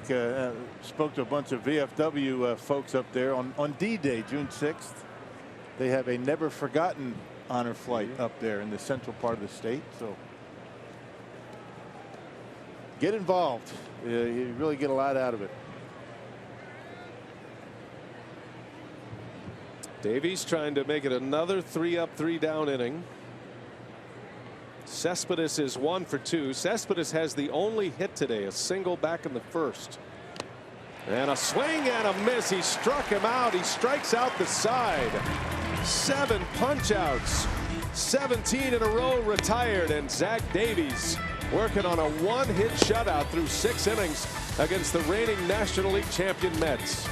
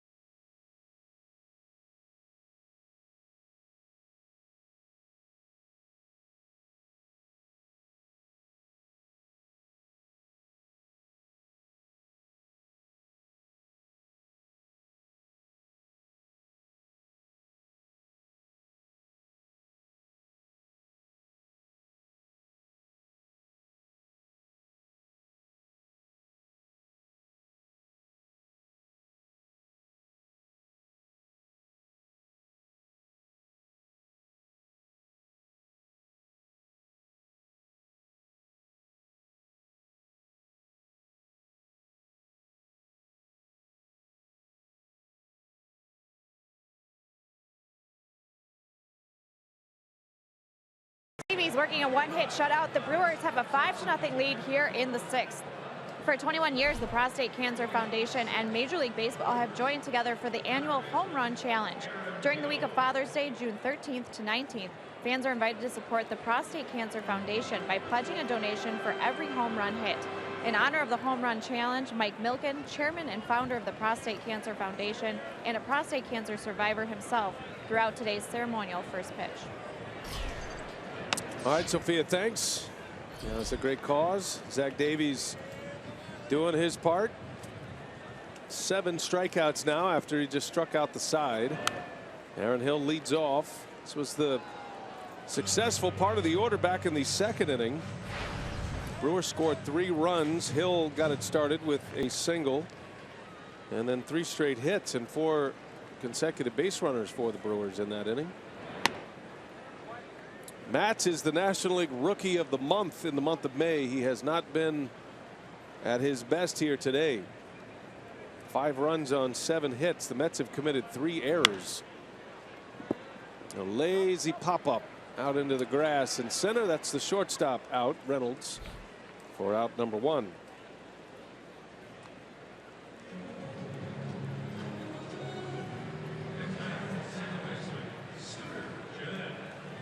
Here comes Scooter Gennett.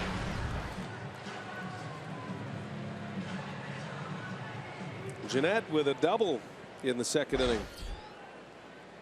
Coming off a left-handed hitter, rather left-handed pitcher. Gennett with 2 doubles and 2 homers this year. He hasn't hit lefties much, but he does have the 4 extra base hits to show for it.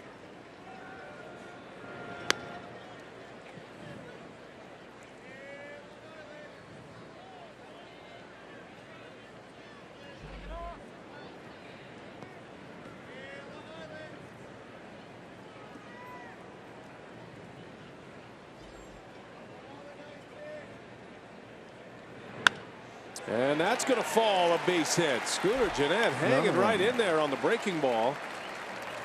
And Gennett with his 2nd hit of the day against Mets. It's all about keeping that front shoulder closed for lefties, particularly against left-handed pitching. And the tendency is they open up and become vulnerable to the breaking pitch. But Scooter hanging right in there.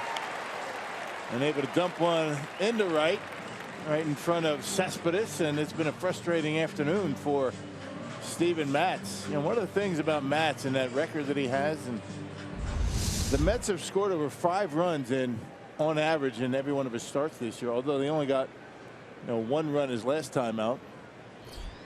And normally the Mets score a lot of runs. There's another base hit. Keon Broxton with 2 hits today. And Jeanette's going to challenge the arm of Cespedes. It's cut off. Jeanette all the way to third.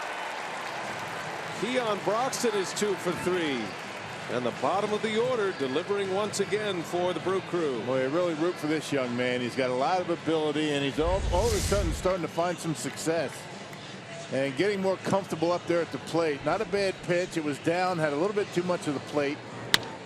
They would have dumped one, a line drive out there over the head of Johnson. And Scooter Gennett taking a bit of a chance running on Cespedes. Dan Worthen, the pitching coach, out to have a chat with Matz, who pitches in the 6th inning. He's given up 5 runs on 9 hits. Mets bullpen is worn out. And one of the reasons why I would imagine that Matz is still in the game. Hasn't been his day, but that bullpen has been worked and worked hard. Dick Scott, the acting manager today for Terry Collins. Here comes Zach Davies now. 2 on, 1st and 3rd, 1 out. You see Davies' numbers at the plate today. It's presented by Wendy's. Not often do pitchers make it in our Wendy's at the plate, but Zach has earned his right today. First career RBI on a bunt on a safety squeeze in the 2nd. Well, try it again. See if Scooter can get a good jump again. It's the exact same scenario that we had in the 2nd.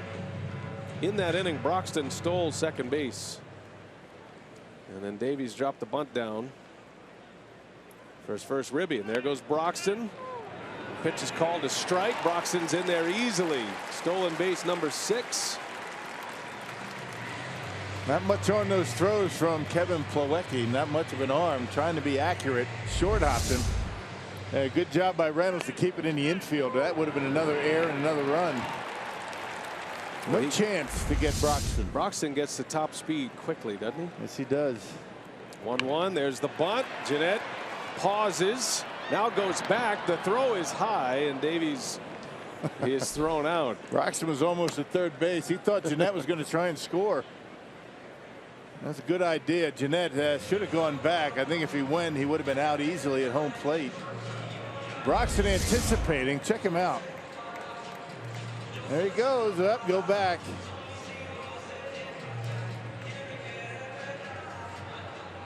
Now, if you're Scooter Gennett, it's pretty simple how far you go off the bag. You just tag the third baseman, right? You just go as long as he goes. Once Flores peeled off, then Gennett retreated. So 2 out, 2nd and 3rd. It's just a regular put out there on Zach Davies. 1-4 on the put out. VR, who had an infield bunt single his last time up. Chance to put this game away, perhaps.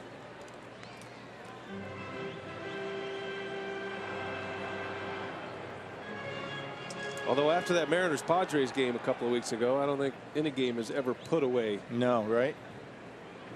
That's why you never stop putting the pressure on. That was 12-2 San Diego after 5 innings, and the Mariners came back to win.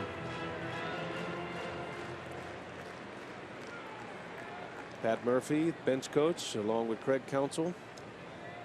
2 on, 2 out. VR late on the swing. 2-2 now.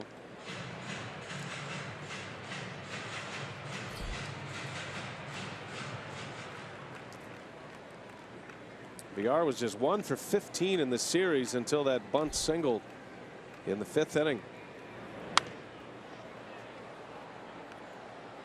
But he did get on, and he did steal another base to give him 23 for the season. Best in the National League and best in the big leagues, actually.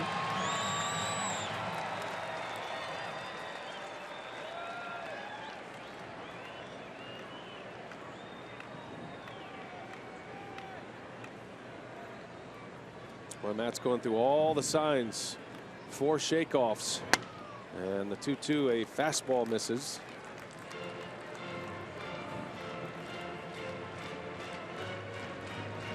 Bullpen is active. Jim Henderson, the former Brewer closer, minus a fingernail, is loosening in the bullpen. Came out with injury a couple of days ago.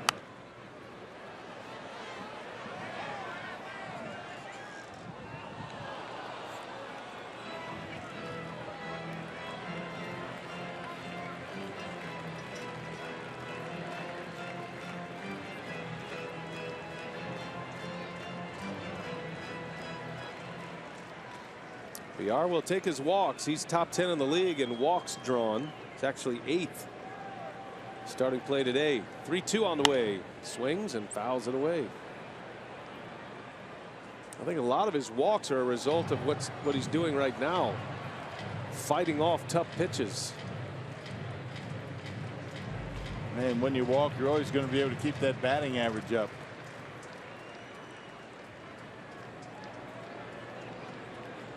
Another full count. And VR into center.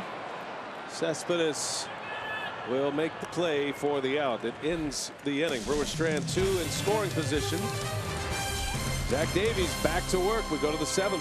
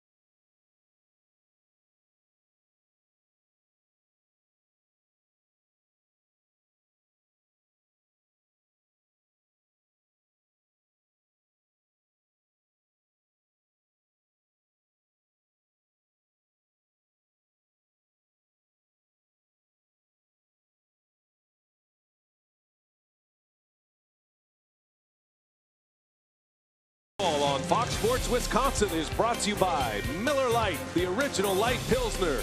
Cheers, it's Miller time. And by the Wisconsin Lottery, reminding you to please play responsibly. Beautiful Sunday afternoon, Miller Park, Milwaukee, 5-0 our score. The Brewers lead the Mets. Last game of the series. And Zach Davies is the headliner today. The Brewers giving him 5 runs of support. He has gone 6 innings of 1 hit ball, no runs, stranding the bases loaded in the first and nothing since. Yeah, and you look at his 2 starts in his homestand. 13 innings, 3 hits, 4 walks, 12 strikeouts, and only a couple of runs. It's a 138 earned run average so far through today's game. Now those 2 runs came on 1 swing of the bat. Billy Butler hit a 2-run homer. Pretty good work, huh? That broke up a no-hit bid by Davies on last Tuesday, first game of this homestand. Davies has retired 17 straight. He's got Kelly Johnson in an 0-2 hole.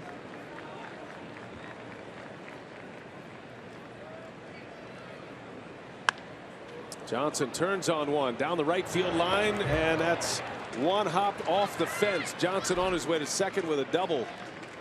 Just the second hit of the game, and the Mets will have their first base runner since the first inning. Yeah, on a 0-2 pitch. Well, one of the few mistakes that he's made up in the zone. And most of his strikes have been down around the knees. Watch where this one ends up. A cut fastball that stayed up and middle part of the plate, and Kelly Johnson able to rip it down the line. Not bad, 17 straight. Hitters like mistakes. They hit mistakes. He hadn't made too many. That'll bring up James Loney now. First time Davies has pitched out of the stretch since he faced Loney in the first inning. Drops a changeup in, misses low.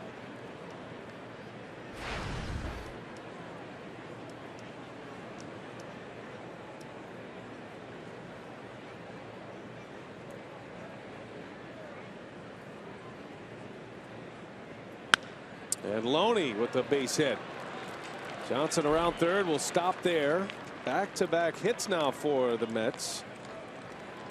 Loney didn't try to do too much with it, just served it into left field. 2 on, first and third, with nobody out in the 7th inning. It might have been the same pitch that Kelly Johnson hit. There's a 2-seamer going away from. Actually, Johnson hit a cutter. That was a sinking fastball. The 2-seamer just dumps it out to left. Not much you can do about that. Good pitch. Ends up as a base hit. Counsell's on his way out. Bullpen's ready. Davies pitch count at 97. Good shape there, but I think Counsell wants to get a fresh arm on the mound, and I would imagine Davies is going to get a big hand on his way out. Let's see.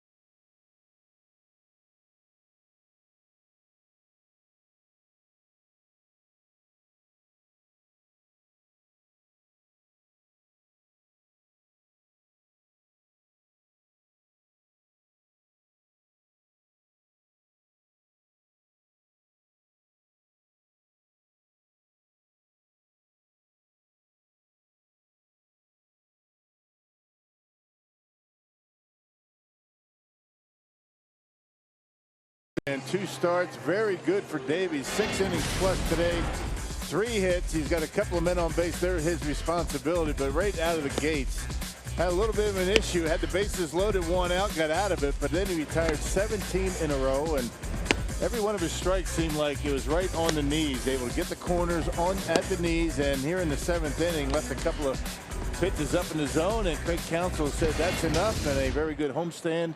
And another very good start for Zach Davies here today. Now you look at his season numbers, 2.6 strikeout to walk ratio this year. 1 walk, 7 Ks today. But it's Blaine Boyer in for the Brewers. Wilmer Flores will step in with runners at the corners. Boyer's numbers this season: took a loss against the Mets in extra innings on Friday night. 25th appearance of the season. Yeah, gave up a run in the 2nd inning of work in that extra inning game on Friday. Looking for a double play ball here with Flores at the plate.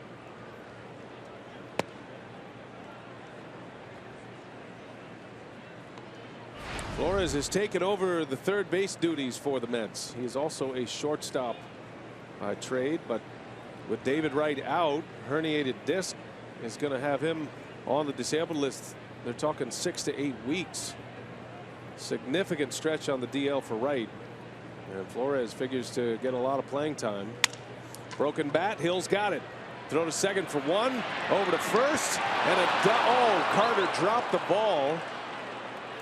Kelly Johnson stayed put at third base for some reason. Yeah, I think that he was waiting to see what Hill was going to do with the baseball. Normally you go right away from third to eliminate the possible double play. Aaron Hill, no intention of going home, even had the runner going home. That's got to be a double play. You got to figure that's just a mistake by Chris Carter. He dropped the baseball. Fortunate that a run didn't score. Carter has not had his best game defensively today. A couple of plays he could have made, probably tell you he should have made. So 1 out, but still first and third, and here is Alejandro De Aza.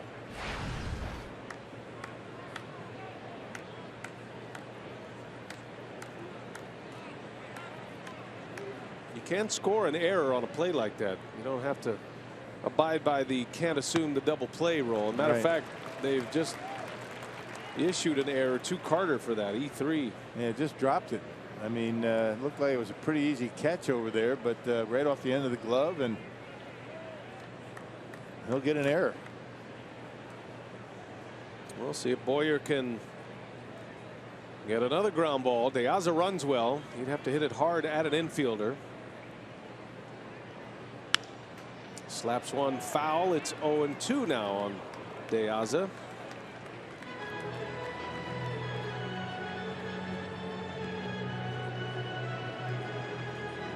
Look at that location right on the edges. Boy, Davies wasn't working with too much of the white of the plate, and Boyer doing the same.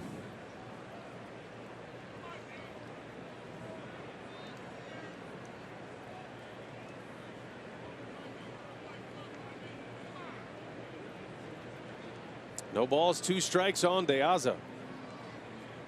Pulls it. Fair ball. Wait, foul ball. Oh. First base umpire Marquez took a moment to think about that. I thought he pointed fair, but he was, I guess, pointing where the ball landed, in a foul ball. I think he was getting out of the way first and then made his call foul. That was close. Kind of a dance step. Watch the first base umpire. Yeah, good call. Prior to the base, that's the home plate umpire's call. Afterwards, it's the base umpire's call. That was close to being an extra base hit and likely 2 RBIs. Instead, the count remains at 0-2 on De Aza. Rolls over one. Jeanette is in, goes to second. They get the out there. This time a run does come in, but 2 men are out. It's 5-1 Brewers.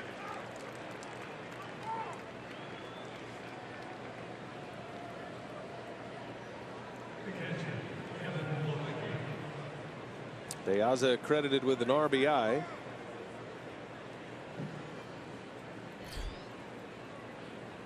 Two outs, runner at first for Plawecki.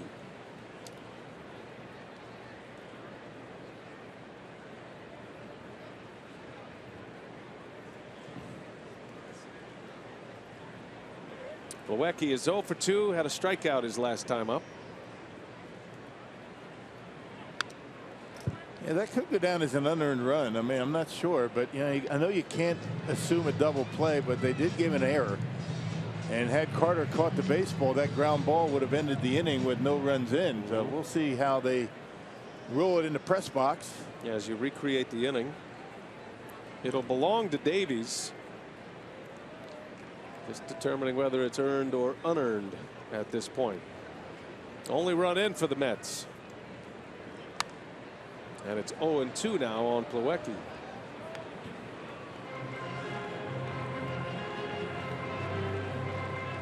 Still not much of the plate being used by this Brewers pitching staff today. Everything on the edges.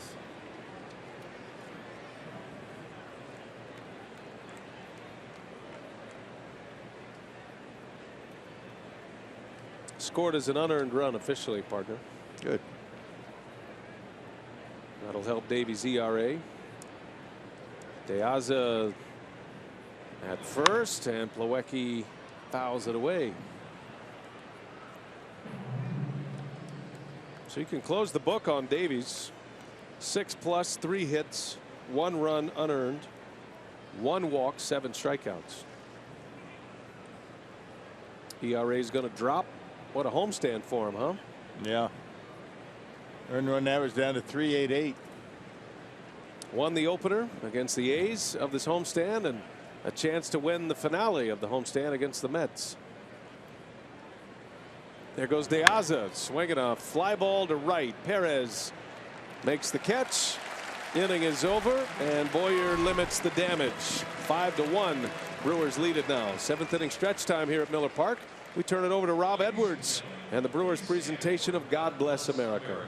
Led by Bob Kozlowski from the Brewers Guest Services. God bless America, land that I love. Stand beside her and guide her through the night with the light from above. From the mountains to the prairies, to the oceans, white with foam. God bless America, my home, sweet home. God bless America, my home, sweet home.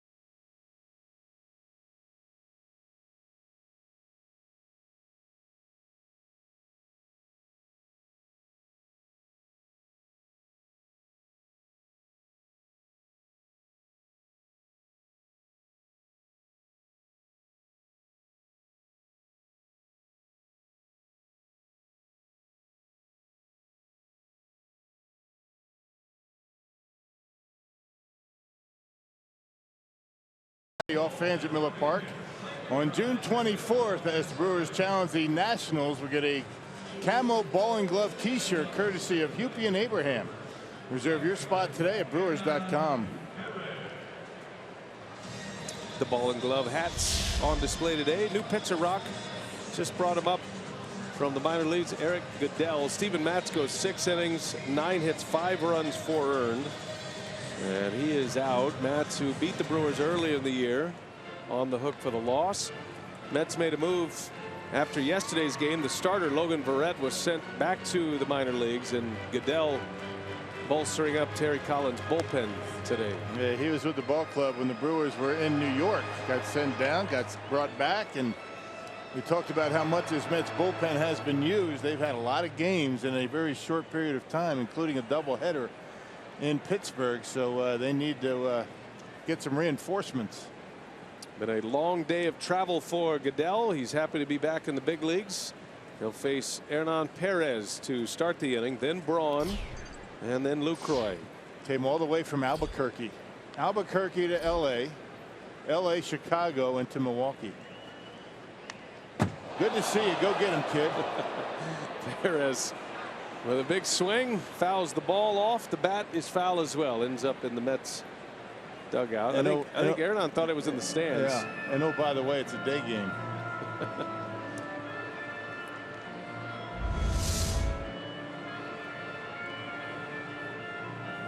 Right back at you. And if you're in the Mets dugout, you had a bat coming at you. A foul ball and a foul bat. Should be 0-2, right? Just one strike for that. Sometimes that's the way it seems when you're not hitting. Stand up there, first pitch, it's already 0-2. Now it's 0-2. It's always interesting how players, they waste no time getting from the minor leagues to the big leagues. You have 3 days. Sometimes they take the full 3 days to go from the big leagues to the minor leagues when you go the other way. Swing and a miss. Perez strikes out. Yeah, we told you what Goodell went through to get here quickly, and I would imagine the other way around. He just kind of walked. I'm in no hurry. I got 3 days. It's a much shorter trip going from the minor leagues to the big leagues. Here's Ryan Braun. Hit a milestone earlier on the homestand. A base hit was his 1,500th career hit. That was a rocket off the glove of Billy Butler. We love round numbers in baseball.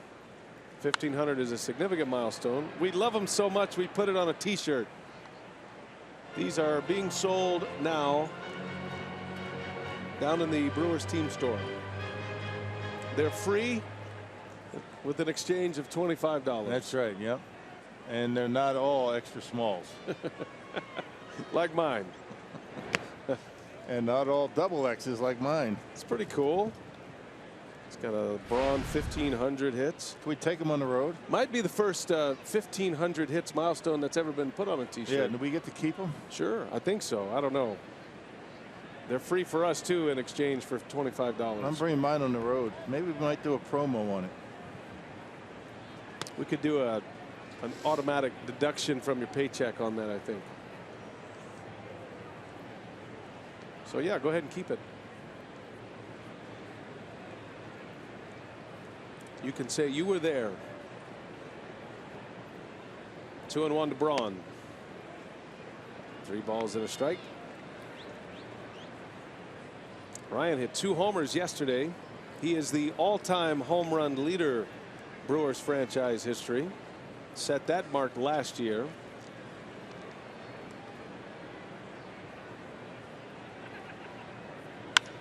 That one's in the air to right field. Sounded good, but on a much cooler afternoon, it stays in. Granderson is there for out number 2.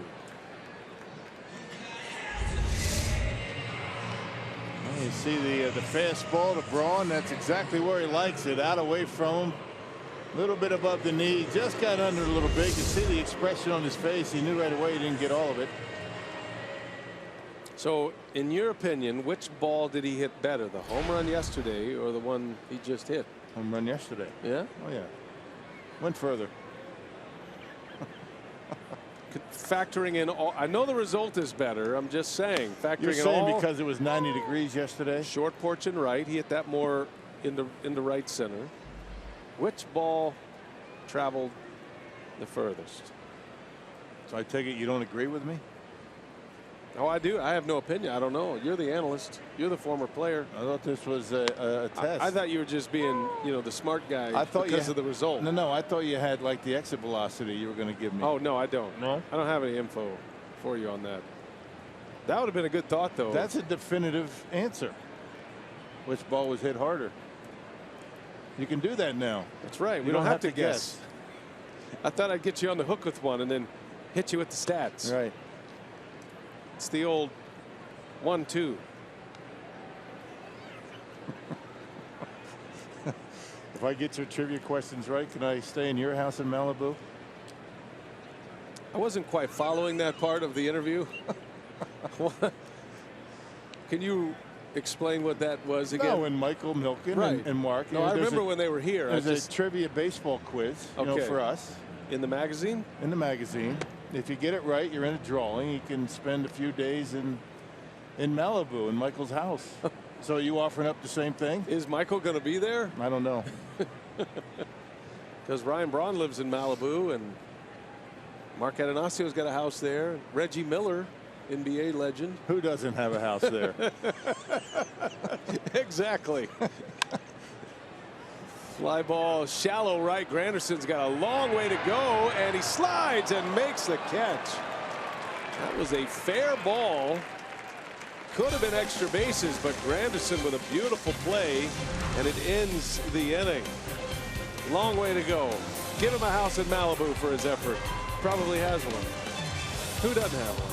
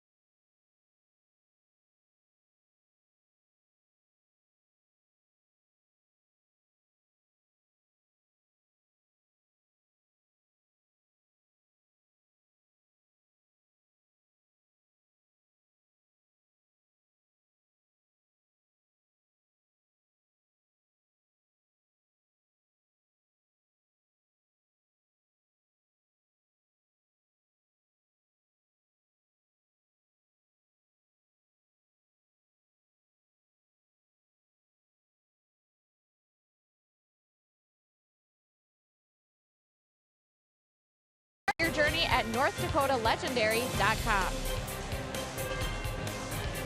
We head to the 8th here at Miller Park. The Brewers have a 5-1 lead. As we head to the 8th, Carlos Torres coming on. Some updates on some bullpen relievers coming up through the disabled list. Michael Blazek coming back from a right elbow injury. He will head to AAA Colorado Springs tomorrow. He is scheduled to pitch on Tuesday. Talked to him before the game. He said he's hopeful that he can make just one relief appearance and then meet the team in Los Angeles if everything goes well.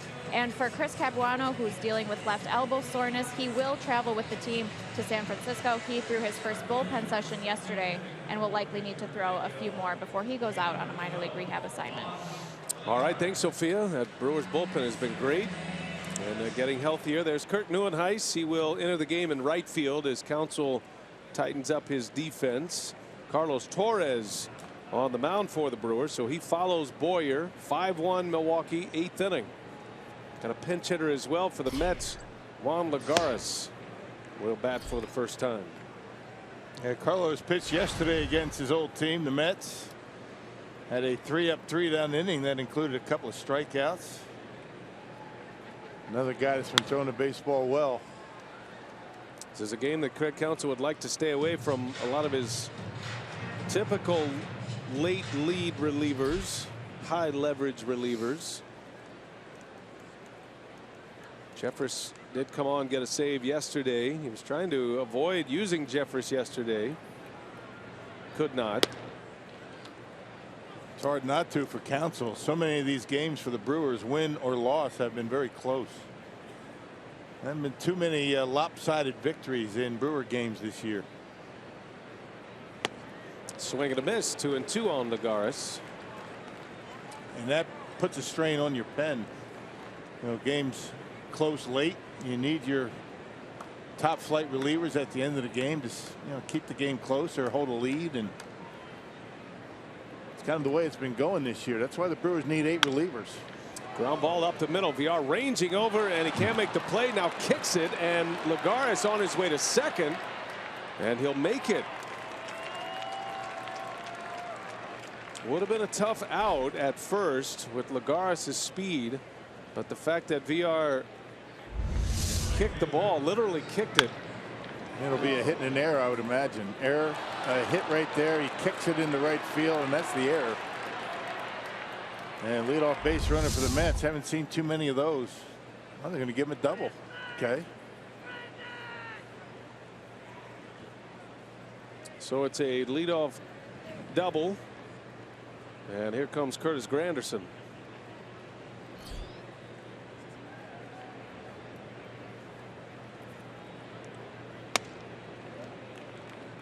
Interesting numbers on Granderson in this series. He's done most of his damage early in games. His first 2 at-bats in all of the games, he has 5 hits. There's a liner and a base hit to right. Lagares will head home. He'll score. And just like that, the Mets are within 3 now. It's 5-2. So that's an RBI single for Curtis Granderson. He's been struggling in that area this year. Yeah, last 12 appearances, Torres has only allowed 3 earned runs. He's already given up 1 here. And Derek Johnson wants to go out and have a chat with him. And Lagares is able to score easily, but Neuenhuis is able to get it in and keep Curtis Granderson to a single.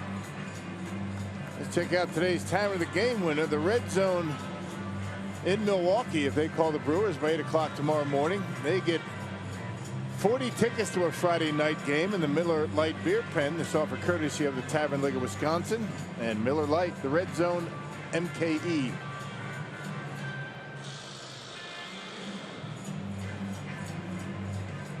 Quick visit to the mound by Derek Johnson, and Torres will face Matt Reynolds now. Get a slow roller up the middle by Lagares, turns it into a double. Granderson cashes it in with a single. 5-2 now. And Reynolds up there swinging away, fouls it off.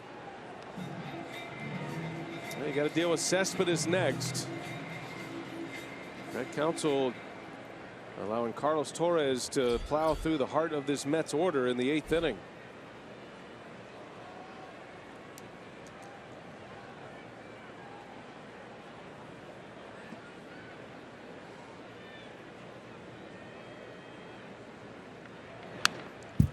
Oh, and 2 the count. Reynolds starting at short today. Asdrubal Cabrera the day off. The excellent defensive shortstop. Reynolds is 0 for 3.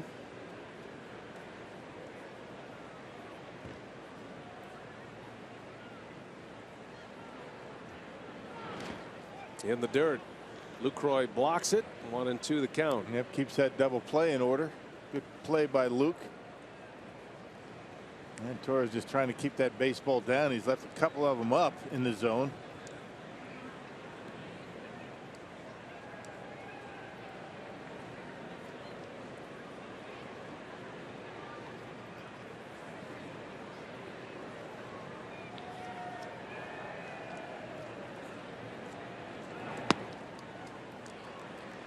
Two to Reynolds.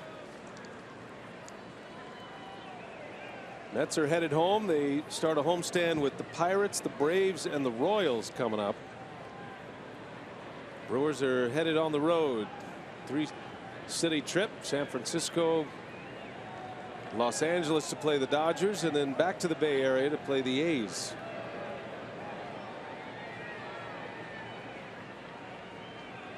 Torres looking for a ground ball here. 2-2 pitch. And a big bender misses low. Buckled his knees, but didn't get the call, and the count is full now. All right, good pitch. Come on. Can't be missing pitches like that here. That's a strike. Ramon De Jesus, the home plate umpire.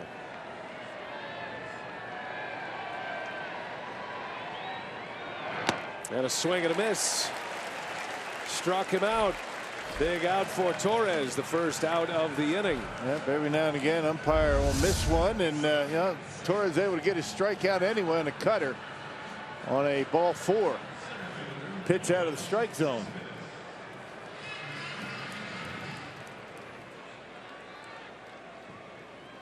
And that keeps the tying run on deck, which keeps Torres in the game as Yoenis Cespedes steps in.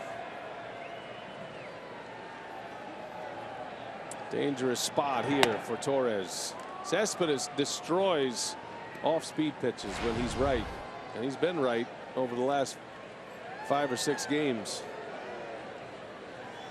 16 homers this year, among league leaders in that category. He's 3 off the National League lead.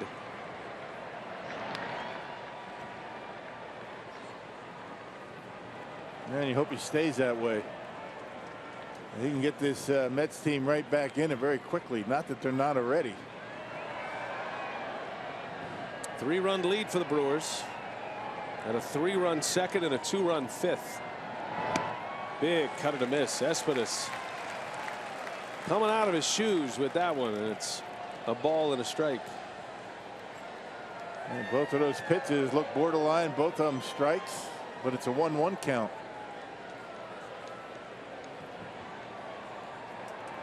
Granderson with a short lead at first. 2-1.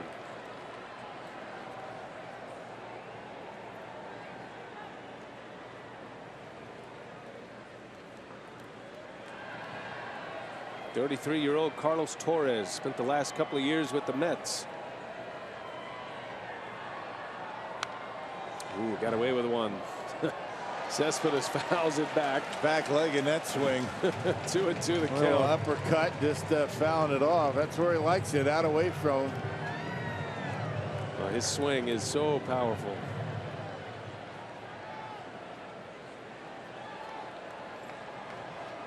He's bounced around a lot, Cespedes. A's were the one who signed him when he defected from Cuba. Gave him a long-term deal, multi-year contract, big league contract. Traded to Boston in the John Lester deal, ended up with the Tigers, and now the Mets. Mets got him last year from Detroit. And he was the key trade for New York. Looked like the Mets had made a trade for Carlos Gomez with the Brewers. It was nixed at the altar, and they ended up pulling off the deal with the Tigers for Cespedes. Full count, 1 out. And hit hard into left center. That's trouble. That is deep. 1 hop off the fence. Granderson around third. He will score, and Cespedes in with an RBI double, and it's a 2-run game. Yep, on a cut fastball, a lot of cutters to Cespedes, and he's able to reach out and hook it out there into the gap in left center. You got to figure that's going to be it for Torres. Will Smith's been getting loose. You got a left-hander coming up, and here comes Craig Counsell. And see the way he's able to pull those pitches with authority on the outer half of the plate. And he gets the bat head out, and we've got a ball game here at Miller Park. Down by 2 are the Mets. Brewers led 5-0. The Mets have scored 3 runs in the last 2 innings.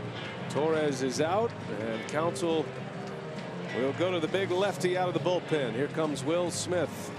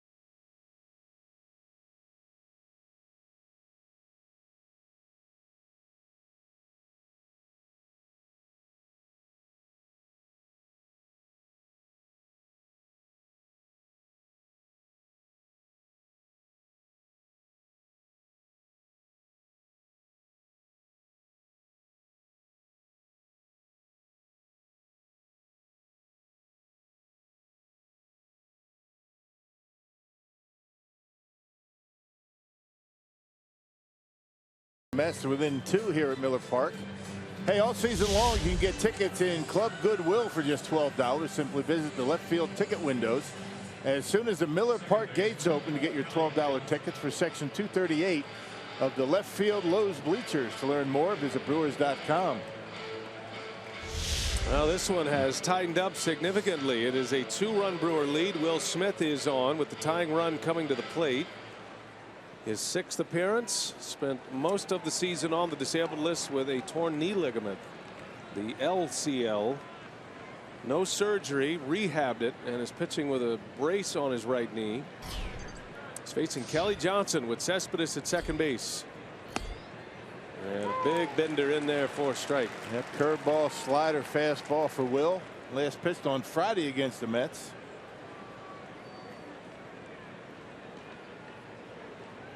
One man out in the Mets 8th. 2 runs are in this 8th inning. On the ground, back in the grass is Jeanette, and there is out number 2. Runner advances to third. Cespedes. Well positioned was Jeanette. 2 gone now for Smith. He'll face Loney. Now check that. They're going to make a change here. So Asdrubal Cabrera will pinch hit for the left-handed hitting Loney. The switch hitter Cabrera is on.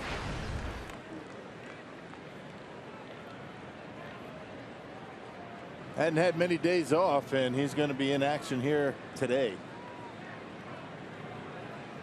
Cabrera had 2 hits yesterday, hit a home run, his 6th of the year.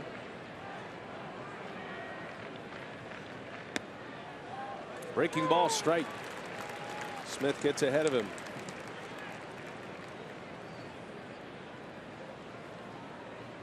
Cabrera, as a right-handed hitter, batting .288, compares to .259 as a lefty.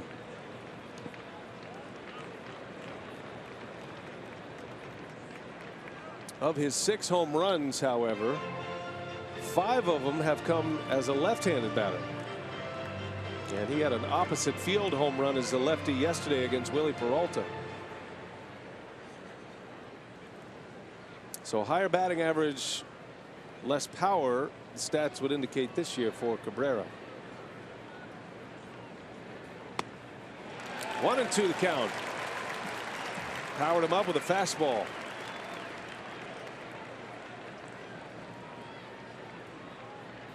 Well, you know, Lucroy is going to block the breaking pitch if he decides to throw it. Keep it down, put it in the dirt. Don't leave it up. Big pitch coming. Tying run at the plate.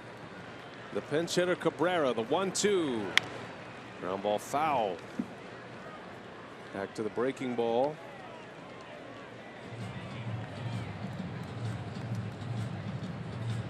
Inning started with a pretty harmless ground ball up the middle. Slow roller. But it went for a hit, and it actually went for a double. VR trying to make the play, actually kicked the ball into right field. Granderson drove in a run, that run with a single, and then Cespedes with an RBI double. The 1-2 fouls it away.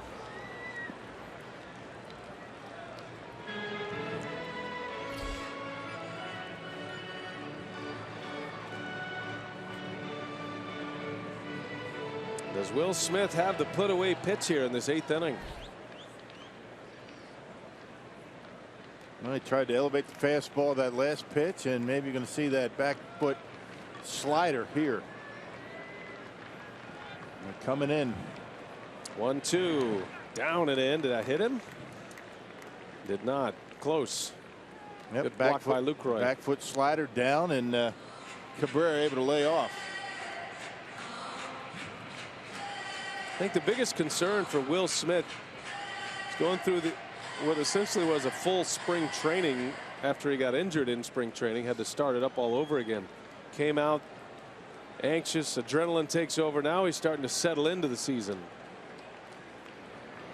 2-2 on the way. And Cabrera fouls another one off. And as he continues here, and hopefully he stays healthy, that velocity is going to start creeping up. I mean, he's 91, 92 with a fastball. I mean, when he's healthy last year, he's 94, 95. Yeah, still, I guess, building arm strength coming back. With Smith, you have to figure that it's early April for him, even though we're sitting in mid-June. Another 2-2, and he misses down and in. Ball 3. Well, this is a dangerous pitch coming. Has not been able to get the breaking stuff over. And Cabrera has been on his fastball. Let's see what he comes with here. Full count, 2 outs. And he lays off. Ball 4. Lucroy kept it close.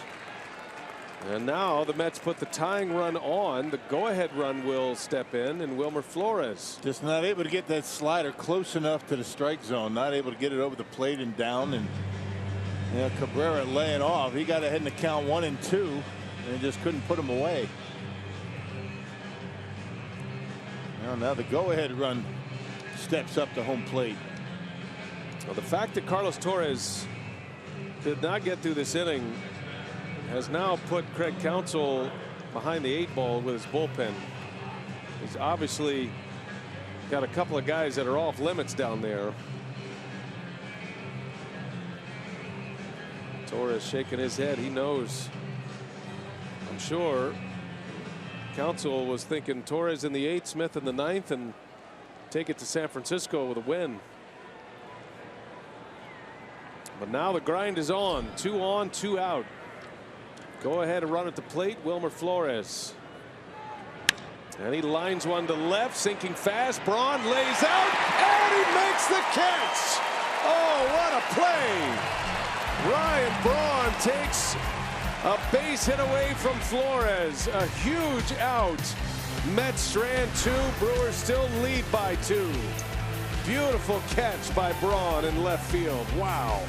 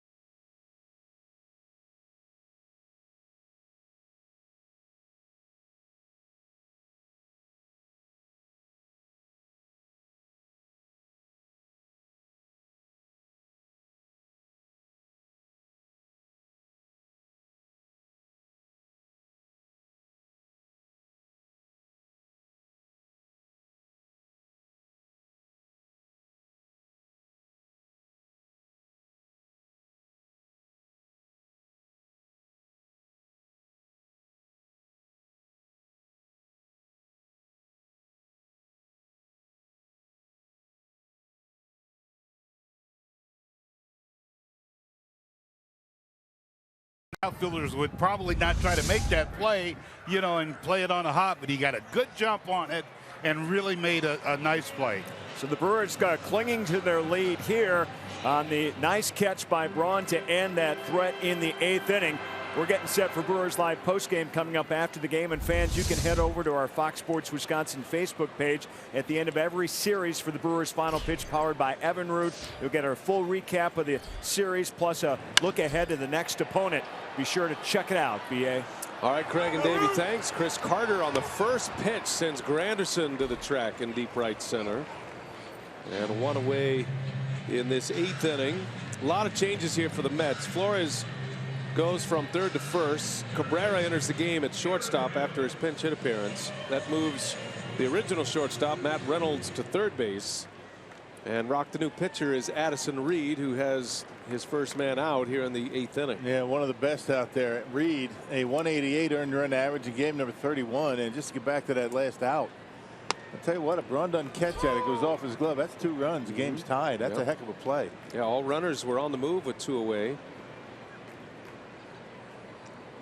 Great catch. Big moment. Felt like Smith was running out of options from the mound because he was unable to get his breaking ball over. And Flores recognizing that. He was sitting with got the fastball first pitch and hit it hard. Well, the Brewers lead by 2.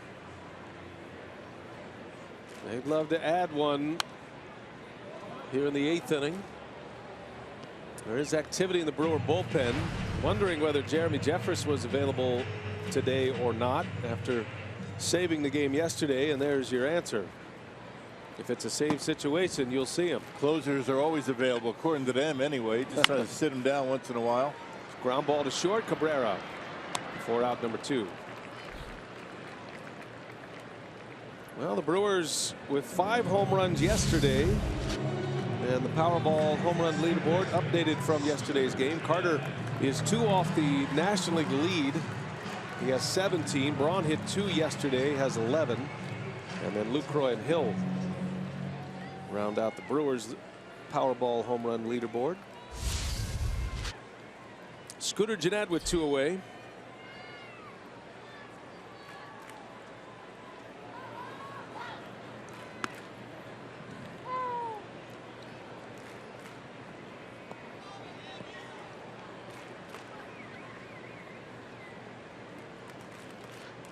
Scooter with 2 hits today. He's had a nice series. Both of his hits coming against the left-hander Steven Matz, who in 6 innings allowed 5 runs, 4 earned, giving up 9 hits. Brewers had 2 run scoring innings, a 3-run second and a 2-run 5th. And Gennett was right in the middle of the first one with a double in that 2nd inning. Man, Scooter's been swinging the bat well since the end of that Phillies series on the road. Been a much different hitter over the last week or so.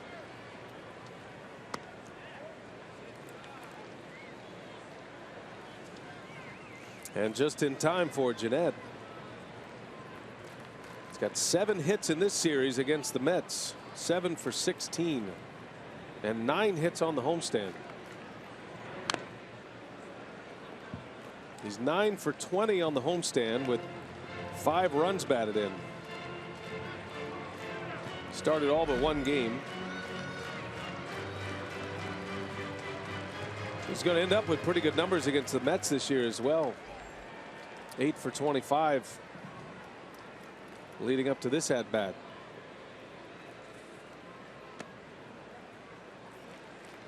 And it's all about the approach. I mean, he says he's feeling 100%. Wasn't really quite 100% when he first came off the disabled list with that oblique injury, and now he feels good. He says he's been able to wait back and be more selective.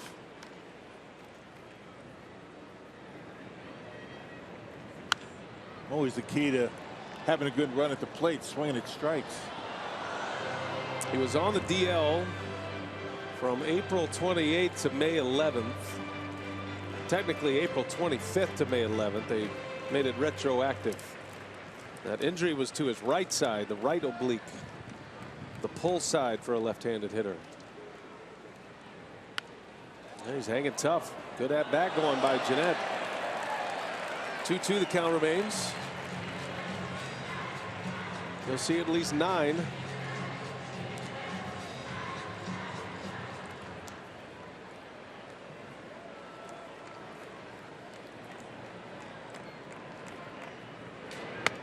Full count now.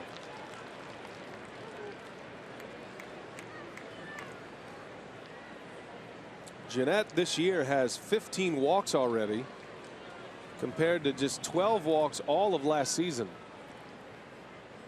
And he's going to draw a walk here.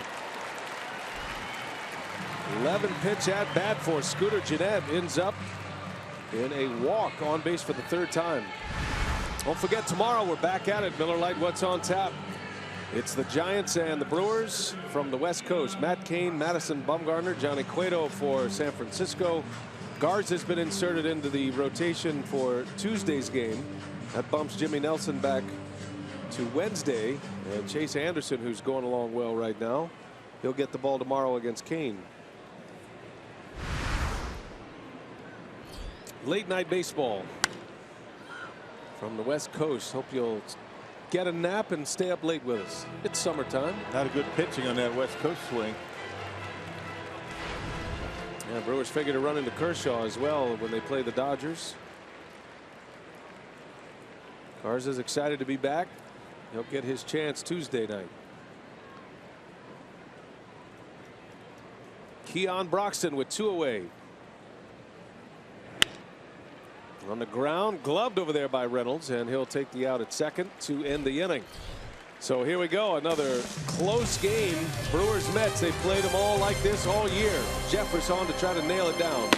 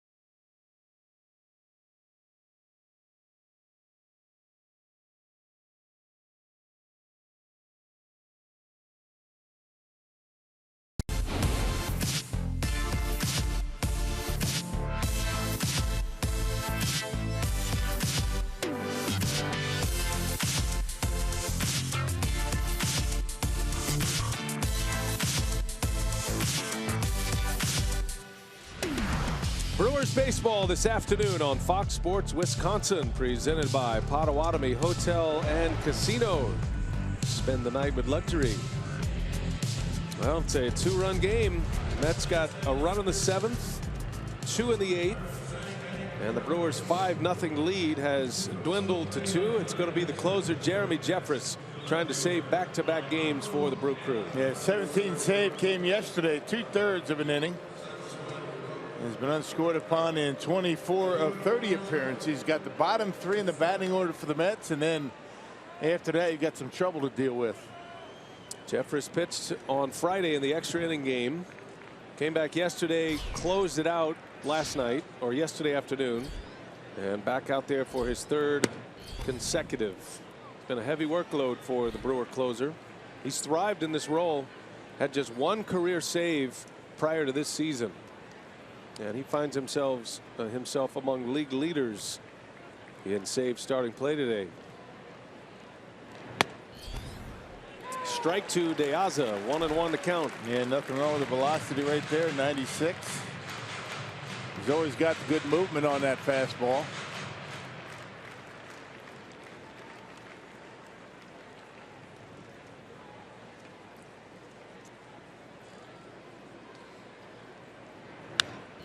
One and 2. Back to the fastball for Jeffress. You're just trying to finish this game off. You're trying to avoid Yoenis Cespedes at all costs. Because if he bats in this inning, that is going to mean big trouble. Yeah, he's due up 6th. You'd like to avoid Granderson as well. It'd take a 3-up, 3-down inning to avoid him. Pulls it foul off the Brewers dugout. Jeffress, you see his workload. So did have a couple of days off. 7 pitches yesterday and a save. Certainly in the realm of realistic for a closer. Yeah, Tuesday and Friday, those are high pitch innings for him. 1-2 pitch, and down he goes. Back to the heat at 98. Jeffress dials it up and strikes out De Aza. Yeah, it looked like De Aza was looking at curveball right there because that pitch had plenty of the plate. Lucroy holding it there nicely, and De Jesus rings it up. Good old-fashioned 4-seam fireball right there, right by De Aza. And no doubt about that call. Perfectly located, too. 1 away now, Plawecki.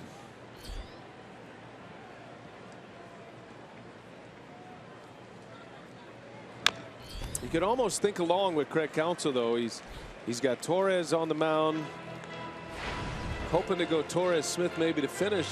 One day leads to the next in this game, and if you in a 5-0 lead, you're trying to get through the game and maybe save a bullet or two in the bullpen. You got a series starting up tomorrow with the Giants, but once it starts to unravel a bit, you ditch tomorrow and you work on today. Yeah, you got to win the game that you have a chance to win, right?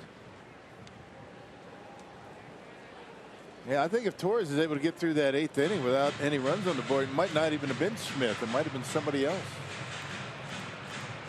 That guy gets in trouble, then Will. But, you know, it's all speculation. But first things first, the Brewers have a chance to win today, so they got to bring out their big guns. Smith was able to get out of the 8th. Jeffress on in the 9th. Plawecki back up the middle, ranging over Jeanette, gloves it. And no play. That'll be an infield hit. And the Mets have a base runner, which will bring the tying run to the plate. And they're in the 9th spot in their order, so they got a power hitting option ready if they want it. Yeah, right back through the middle, and it's going to be Conforto. First hit for Plawecki of the game. That's how the 2-run 8th inning began, with a hit just like that off the bat of Lagares. Dangerous spot here. He's been a struggling hitter, Conforto, but he's got some pop in his bat. 9 homers this season. Starts him with a hook, and a good one in there for a strike. Don't forget the Brewers' final pitch right here on Fox Sports Wisconsin on the Facebook page. It comes on Brewers Live postgame.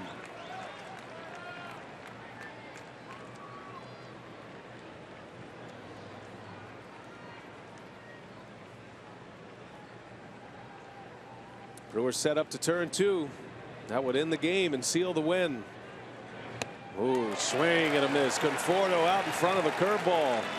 0-2 the count on the big lefty. Yeah, back-to-back hooks and way out in front of both of them. Actually took the first one and way out in front on this one. Down and in. See what he does here.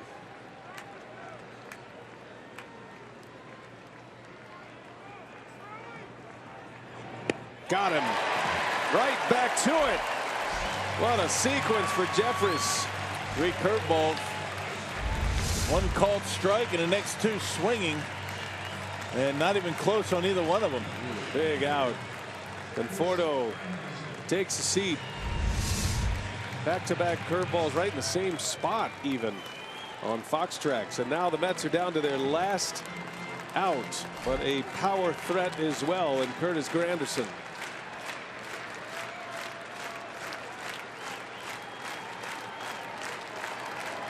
He's got 2 homers in this series. Granderson takes a fastball, a little bit low. Got a home run hitter at the plate. You got Reynolds on deck. Not so much of a home run threat. Got to be careful here. Yeah, I'm with you. You don't want this guy beating you. He'd be the tying run on, but you got to make sure you make your pitch. Much bigger threat than the man on deck. 2-0 now. Tell you, those two pitches didn't miss by much, but Granderson showing an excellent eye, and he's ahead in the count now. Well, he's looking for something he can drive, and neither one of those pitches were in that category. Granderson's the tying run, and that one is in there. Called strike. Doing a good job keeping the ball down. Right at the bottom of the strike zone with some sink on it.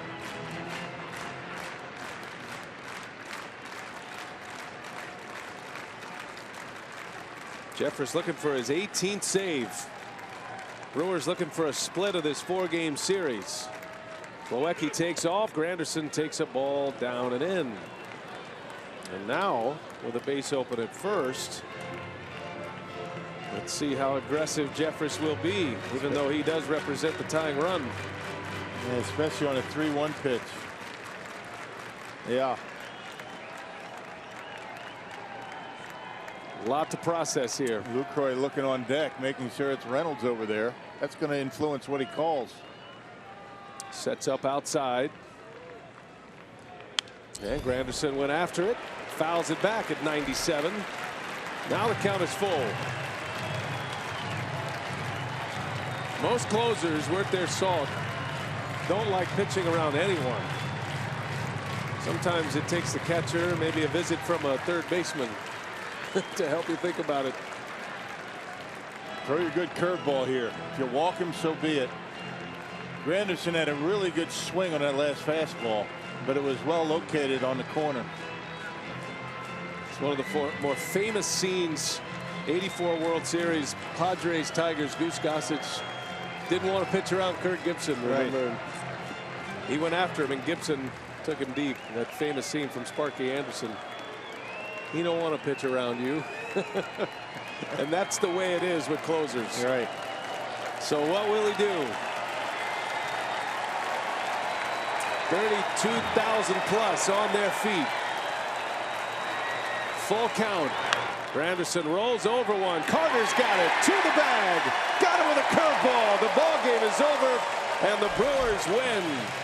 Jeremy Jeffress with save number 18 makes a winner out of Zach Davies, his 5th of the year. He's 5-3, and the Brewers beat Steven Matz and the Mets. Terrific ball game today, partner. Yeah, great pitching. I mean, what are you going to say about Zach Davies and ice water in the veins for Jeremy Jeffress, coming back 3-1 to Granderson and getting him on the curveball. You know, Zach Davies 5-0 in his last 8 starts, a .255 earned run average.